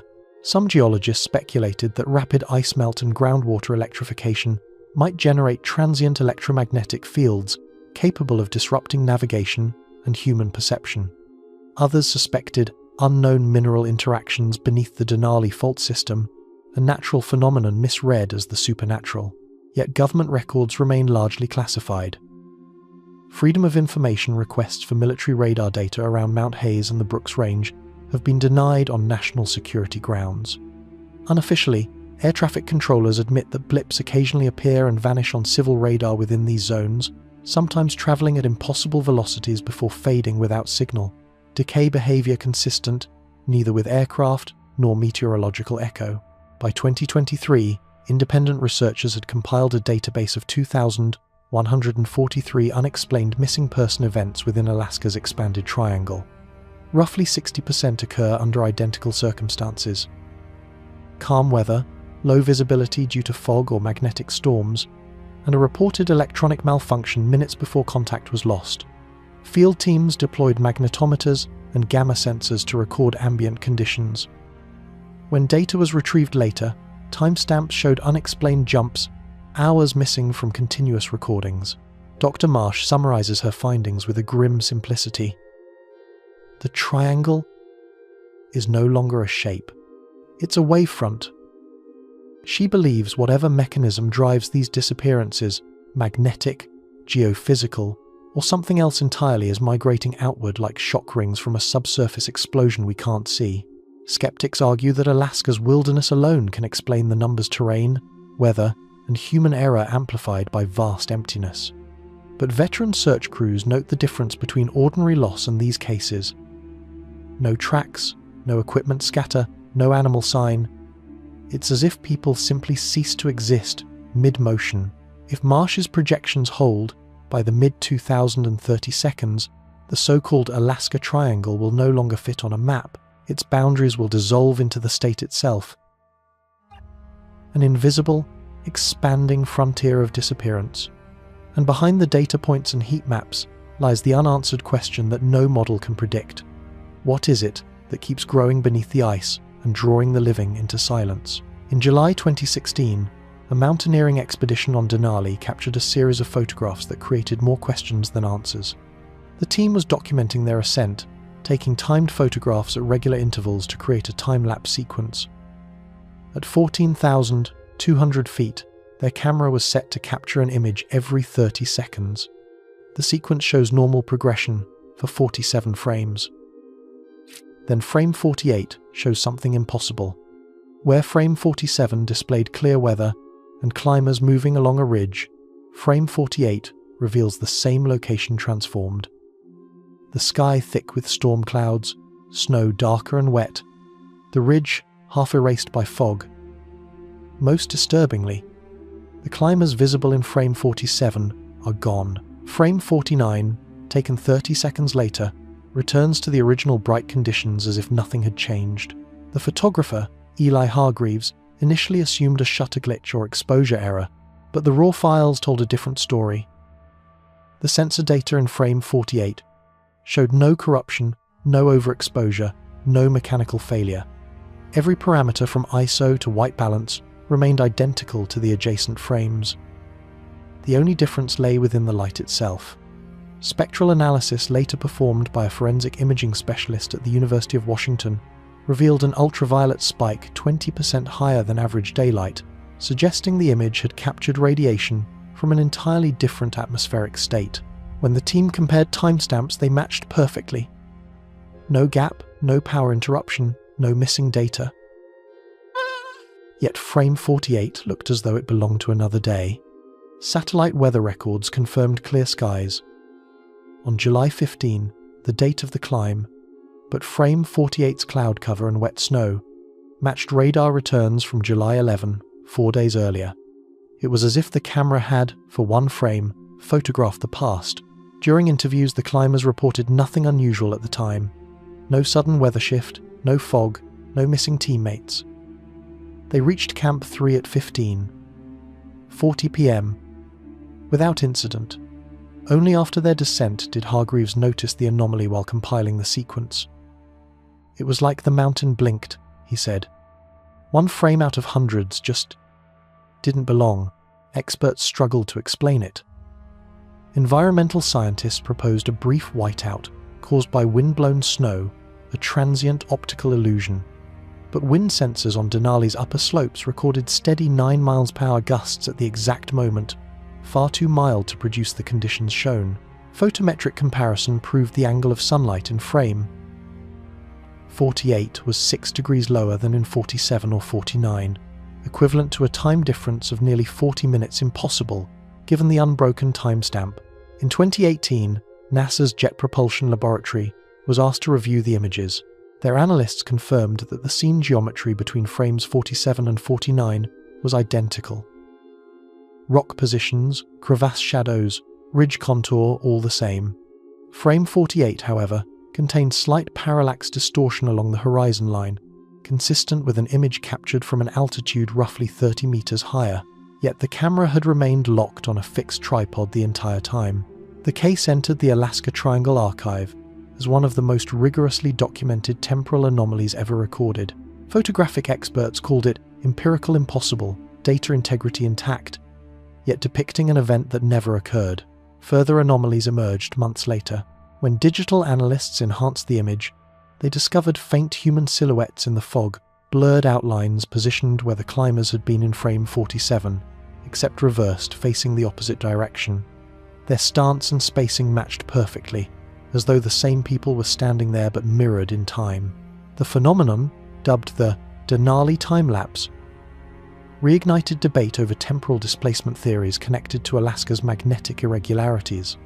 Some physicists speculated the mountain's quartz-rich bedrock might act as a natural resonator for electromagnetic waves, occasionally producing localized distortions in spacetime. Perception brief overlaps between moments. Others saw a simpler explanation: data coincidence and human imagination. Yet neither theory accounts for the ultraviolet spike, the consistent metadata, or the 40-minute solar discrepancy. Hargreaves never returned to Denali. When asked in a 2019 documentary what he believed had happened, he paused for a long moment before answering, "Whatever it wasn't weather, and it wasn't my camera. It was like the mountain remembered something, and for half a minute it let me see it." Analysis of the Denali photographs ruled out camera malfunction. The images were captured on a professional-grade DSLR with no history of defects, its shutter tested for more than 100,000 actuations. The metadata embedded in every frame was intact and sequential, no skipped numbers, no evidence of manual deletion. Frame 47 logged at 14:27:30. Frame 48 at 14:28:00. Frame 49 at 14:28:30. Exposure, aperture and ISO remained unchanged, yet frame 48 depicted conditions that did not exist in reality. Meteorological archives confirmed that on the 15th of July 2016, Denali's upper slopes were clear, matching frames 47 and 49. But the heavy cloud and wet snow seen in frame 48 corresponded precisely to weather data from 4 days earlier, July 11. The expedition team, 5 climbers and 2 support technicians reviewed their raw footage under supervision at the National Park Service lab in Anchorage. None remembered any sudden change of light or weather. The climbers visible in frame 47 swore they never vanished or saw fog that afternoon. They had been ascending the fixed line, 30 meters below the camera position. There was no storm, insisted team leader Alex Reiner. We were talking on the radios between shots. No one disappeared. The National Geophysical Data Center later analyzed the GPS logger attached to the camera mount. Coordinates matched the team's route exactly. Altitude variation never exceeded 0.8 meters, proving the camera had not shifted. Even the tripod leg impressions in the ice were photographed afterward, confirming it had not been disturbed. When frame 48 was processed under ultraviolet and infrared scanning, analysts noticed faint spectral trails within the fog. Thin vertical streaks, not visible in neighbouring frames. These trails emitted energy signatures consistent with ionized oxygen, the same pattern found after electrical discharge or auroral interaction. Yet on July 15, no aurora activity was recorded within 500 miles. Digital forensic expert Lena Rios from the University of California, Berkeley concluded, "If this were corruption, you'd expect pixel dropout or binary noise. Instead, every pixel is valid. The file is internally perfect. It's like the sensor looked at another moment in time." Her report became a cornerstone document for the Alaska Triangle Archive. Skeptics at the American Mountaineering Society argued for simple explanations: lens fog, transient condensation. But controlled replication tests using identical equipment at comparable temperature and humidity produced none of the anomalies. No ultraviolet spike, no color temperature drift, no vanishing figures. Moreover, frame 48 contained subtle shadow geometry inconsistent with the date's solar angle. The sun's declination matched mid-morning on July 11, not early afternoon on July 15. When the National Weather Service compared cloud structures, they identified a match to satellite imagery captured 4 days earlier at 11:59 a.m. The exact pattern of lenticular clouds forming above Denali's southern face. The odds of 2 identical formations occurring naturally were astronomically low. After the anomaly became public, the Denali time-lapse drew attention from NASA's Jet Propulsion Laboratory and the Department of Energy's Atmospheric Radiation Measurement Program. Teams re-examined the digital negatives, confirming that electromagnetic interference had not affected the camera circuitry. In fact, radiation counters placed on the camera housing during the climb showed a brief but measurable surge 4 times baseline at 14:28:00, lasting less than a second. This finding reframed the case. The photographs were not merely optical curiosities. They recorded a measurable physical event. Some theorists proposed a localized chronoelectric flash, a transient pulse in which magnetic fields and ionized air refract light through layered time frames, like reflections in a moving mirror. Others suggested microgravitational lensing caused by fluctuations in Denali's quartz and ice crust. None of these theories could be tested, but all agreed on one point. The camera captured something that happened outside ordinary chronology. When the climbers reviewed the enhanced frame, reactions were uneasy. One member pointed to the blurred outlines within the fog and said softly, "Those are us." The figure's reversed posture and faint double exposure gave the impression of people turning away echoes of themselves caught in another instant. Today, frame 48 remains archived at Alaska Pacific University's Department of Geophysical Studies. Researchers maintain that it is the first authenticated still image of a temporal distortion, an unintentional photograph of time displacement lasting less than a second. The mountain is silent on the matter. But among Denali guides, the story endures. They call it the missing half-minute, when a camera witnessed what human eyes could not, 30 seconds in which Alaska's tallest peak may have momentarily remembered its own past. Dr. Elizabeth Freeman arrived in Yakutat, Alaska, in March 2018 with the quiet confidence of someone who had learned to live where most people would not dare to stay. A glaciologist from the University of Colorado Boulder, she had spent 3 prior field seasons in polar environments, 2 on the Ross Ice Shelf and 1 along Greenland's coast, where routine meant isolation, frostbite, and silence broken only by the creak of moving ice. Her new project was funded by the National Science Foundation to study the effects of rising ocean temperatures on the Malaspina Glacier, one of the largest Piedmont glaciers in North America. Her team of one herself was standard procedure for data collection phases. The risk was part of the work. She set up base camp 15 miles inland from Yakutat Bay, a desolate plain of moraine, gravel, and meltwater ponds. Her schedule was precise. Each evening between 6 and 7 p.m., she transmitted a short coded message through her Garmin InReach satellite communicator. Each signal carried exact GPS coordinates, atmospheric readings, and a brief note: sample stable, weather clear, visibility 2 kilometers. For 23 consecutive days, her communications were flawless. On March 24, at 6:34 p.m., her message came through as usual, all conditions normal. Tomorrow. Survey South Lobe. Core Extraction Series C. It was routine, even cheerful. Her coordinates placed her precisely at base camp. Then the transmission stopped. When Freeman failed to check in the following evening, her university liaison assumed technical issues, battery drain, antenna obstruction. By the second missed update, protocol required escalation. The Alaska Air National Guard launched a reconnaissance helicopter at dawn on March 26. They located her camp quickly. A small yellow tent bright against grey ice. From the air, nothing looked wrong. No collapse, no tracks leading away. When rescuers landed, the scene was eerie in its perfection. The tent stood firm, guy lines taut. Cooking gear sat neatly beside the stove. Scientific instruments, a portable spectrometer, an ice core drill, and a meteorological sensor array continued to log data automatically. Freeman's laptop, powered by a small solar unit, still ran with its screensaver, pulsing softly. Inside the tent lay her sleeping bag, unzipped. Her gloves rested on the pillow. There was no sign of struggle, no prints in the surrounding snow beyond her own. The snow itself appeared oddly crusted, as if lightly glazed by freezing rain, yet weather logs showed no precipitation in that sector during the preceding 48 hours. Investigators accessed her computer and found meticulous field notes. The last entry timestamped 5:47 p.m. on March 24, 47 minutes before her final satellite message.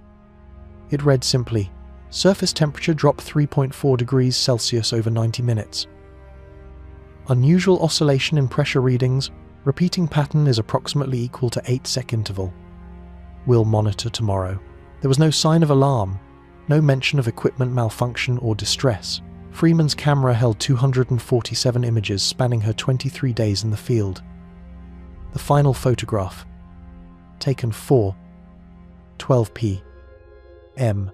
on March 24, showed a section of the glacier face with a measuring pole in the foreground. Perfectly ordinary until forensic analysts looked closer. The image metadata confirmed accuracy. Exposure 1/640 sec. Aperture f divided by 8. GPS 59.983 degrees north, 140.665 degrees west. Yet something in the composition unsettled the review team. The ice wall displayed faint radial striations, like light refracting through glass. Several technicians described the surface as wavy, though no optical distortion should occur in sub-freezing air that clear. One specialist noted a subtle shadow stretching diagonally across the frame's lower margin, long, human-shaped, but proportionally wrong, its head tapering like an elongated cone. Search crews expanded their radius to 10 miles, using thermal imaging, ground-penetrating radar, and dogs flown in from Anchorage. They found nothing, no footprints, no collapsed snow bridges, no trace of clothing or equipment. Even the glacier's crevasse fields yielded no clues. Her beacon never reactivated, its signal simply absent, as though switched off beneath the ice. Colleagues later reviewed her pressure oscillation data. The recorded pattern, an 8-second pulse, matched low-frequency infrasound readings previously reported near the Denali anomalies. Scientists theorized atmospheric resonance. Locals called it the hum. Today, the coordinates of Dr. Freeman's camp mark another red dot on the Alaska Triangle map. Everything she touched remained. Tent, gear, data. Only the researcher was gone, erased cleanly from a place where even footprints last for weeks. A helicopter reached Dr. Elizabeth Freeman's camp on March 26, 48 hours after her last transmission. From above, the scene looked almost deliberate, too still, too preserved. The yellow tent stood like a marker flag in the grey expanse of ice, its outline sharp against the dull light. To the search crew, it appeared less like an emergency site than a frozen laboratory paused mid-experiment. When rescuers landed, the air temperature measured 9 degrees Celsius, with light katabatic winds blowing from the glacier's face. Snow around the tent remained undisturbed. No boot prints, no drag marks, no signs of wildlife intrusion. Her cooking set-up camp stove, enamel mug, a sealed ration pack sat neatly on a small plastic crate. A stainless pot still held a thin film of melted ice, suggesting she had boiled water recently. Nothing had spilled or frozen over. Inside the tent, investigators found order bordering on the obsessive. Sleeping bag unzipped halfway. Notebook placed squarely beside a pencil. Headlamp hanging from the ceiling strap. There were no signs of struggle, illness, or panic. It was as though Freeman had stepped outside for a moment and never returned. Her scientific instruments told the same story. The automated spectrometer continued to record readings at half-hour intervals. Its last entry logged at 06:31 p.m. On March 24, 1 hour after her scheduled message, showed a brief spike in reflected ultraviolet radiation, followed by a sudden drop. The meteorological sensors, powered by small solar panels, were still transmitting data in perfect cycles. None showed evidence of electrical fault or storm interference. When the investigative team accessed her laptop, they found it still running beneath the sleep screen. Once unlocked, her files revealed research notes meticulously time-stamped through March 24 at 5:47 p.m. The final entry, discussing core samples and calibration protocols. No unusual comments, no indications of concern. Her email drafts contained progress. Updates prepared for submission to the NSF, unsent but complete. More curious was the absence of any interrupted process. Normally, a solo researcher leaving camp abruptly would halt ongoing data logs or trigger the motion sensor outside the tent. Neither had occurred. The camp seemed frozen at the exact second routine ended. Freeman's camera provided the only visual record of her last day. It held 247 images, the final one taken 4:12 p.m. on March 24. At first glance, it appeared banal. A close view of the Malaspina Glacier's vertical face with her measuring poles aligned in the foreground. But forensic examiners later noted subtle discrepancies. The ice surface exhibited rippled refraction bands, as though light were passing through liquid air. Minute distortions in the grid lines of her instruments indicated spatial compression, microscopic but measurable. Equally unsettling was a small dark form in the photo's lower corner. At full resolution it resembled a shadow, vaguely humanoid but distorted, stretched sideways rather than down, as if cast from an angle inconsistent with the sun's position. The object producing it was nowhere visible in the frame. Photogrammetric analysis confirmed that for such a shadow to exist, a figure roughly 1.8 meters tall would have to be standing 3 meters to the left of the camera. Yet no such figure appears, and the soft crust around the tripod showed only Freeman's own prints. Searchers spent 6 days combing the glacier perimeter.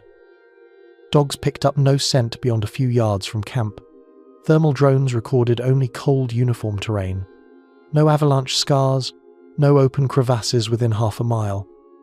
It was the kind of disappearance investigators dread most, the perfect one, in which nothing is wrong except that someone is gone.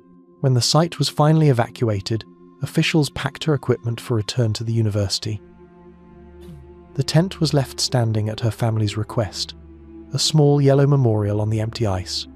As it faded into fog, one of the pilots remarked over the radio that the camp looked too alive, as if someone might step out any second to wave goodbye. To this day, the data recorders from Freeman's camp continue to baffle analysts. Every sensor resumed normal readings minutes after her disappearance, except one, the barometric logger. At 6:35 p.m., the exact time of her final transmission, it registered a 1-second pressure inversion, a pulse of rising air where gravity should have pulled downward. Whatever passed through that patch of glacier left no trace except silence and a single inexplicable flicker in the numbers. Forensic examination of Dr. Elizabeth Freeman's final photograph began quietly at the request of her family. The image, frame 247, was submitted to the Alaska State Crime Laboratory for technical verification, then forwarded to 2 independent imaging experts. Their task was simple: confirm when and how it was taken. What they uncovered only deepened the mystery. Using a method known as solar azimuth shadow analysis, investigators measured the length and angle of every visible shadow in the frame: the glacier's ridges, the survey poles, the faint outline of the tripod. From these metrics, they could reconstruct the precise position of the sun at the moment of capture. The results matched the camera's metadata exactly. The 24th of March, 2018, 4:12 p.m. Yakutat time. In other words, the photo was genuine, untampered, and chronologically accurate. But beneath the precision lay something that refused to fit. In the lower left corner of the frame, just at the edge of focus, appeared a narrow, elongated shadow, roughly humanoid, yet wrong in proportion. Its legs stretched impossibly long, its torso tapering like a funnel, and its head too small for its body. The source casting it was absent. No figure stood within the camera's field. No structure nearby could have created it. Enhancement teams applied every digital tool available: contrast mapping, edge detection, thermal reconstruction from light temperature. The shadow persisted, resistant to interpretation. At high resolution, its edges wavered slightly, as if vibrating. The texture resembled heat shimmer rather than cast shade, suggesting not an object blocking light, but light itself bending around something unseen. To verify environmental context, analysts compared the frame with the rest of Freeman's series. Shadows in all earlier images behaved normally sharp, directionally consistent with solar angle 22.8 degrees above the horizon.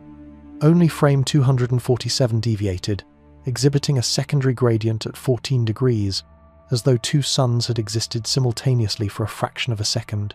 Skeptics proposed simple causes: a stray lens flare, a partial glove over the lens, digital artifact from snow glare. Yet spectral data betrayed none of these.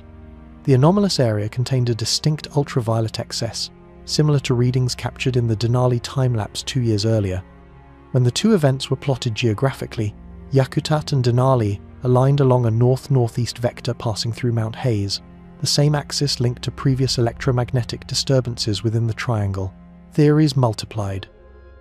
One NASA consultant suggested that Freeman's camera might have recorded a gravitational lensing event, a micro-distortion bending both light and time. Another proposed an acoustic resonance phenomenon caused by infrasound reflecting off layered ice. Technicians printed the photo on high-resolution film and projected it onto a grid for scale comparison. The mysterious figure measured 1.83 meters, Freeman's exact height. The implication was chilling.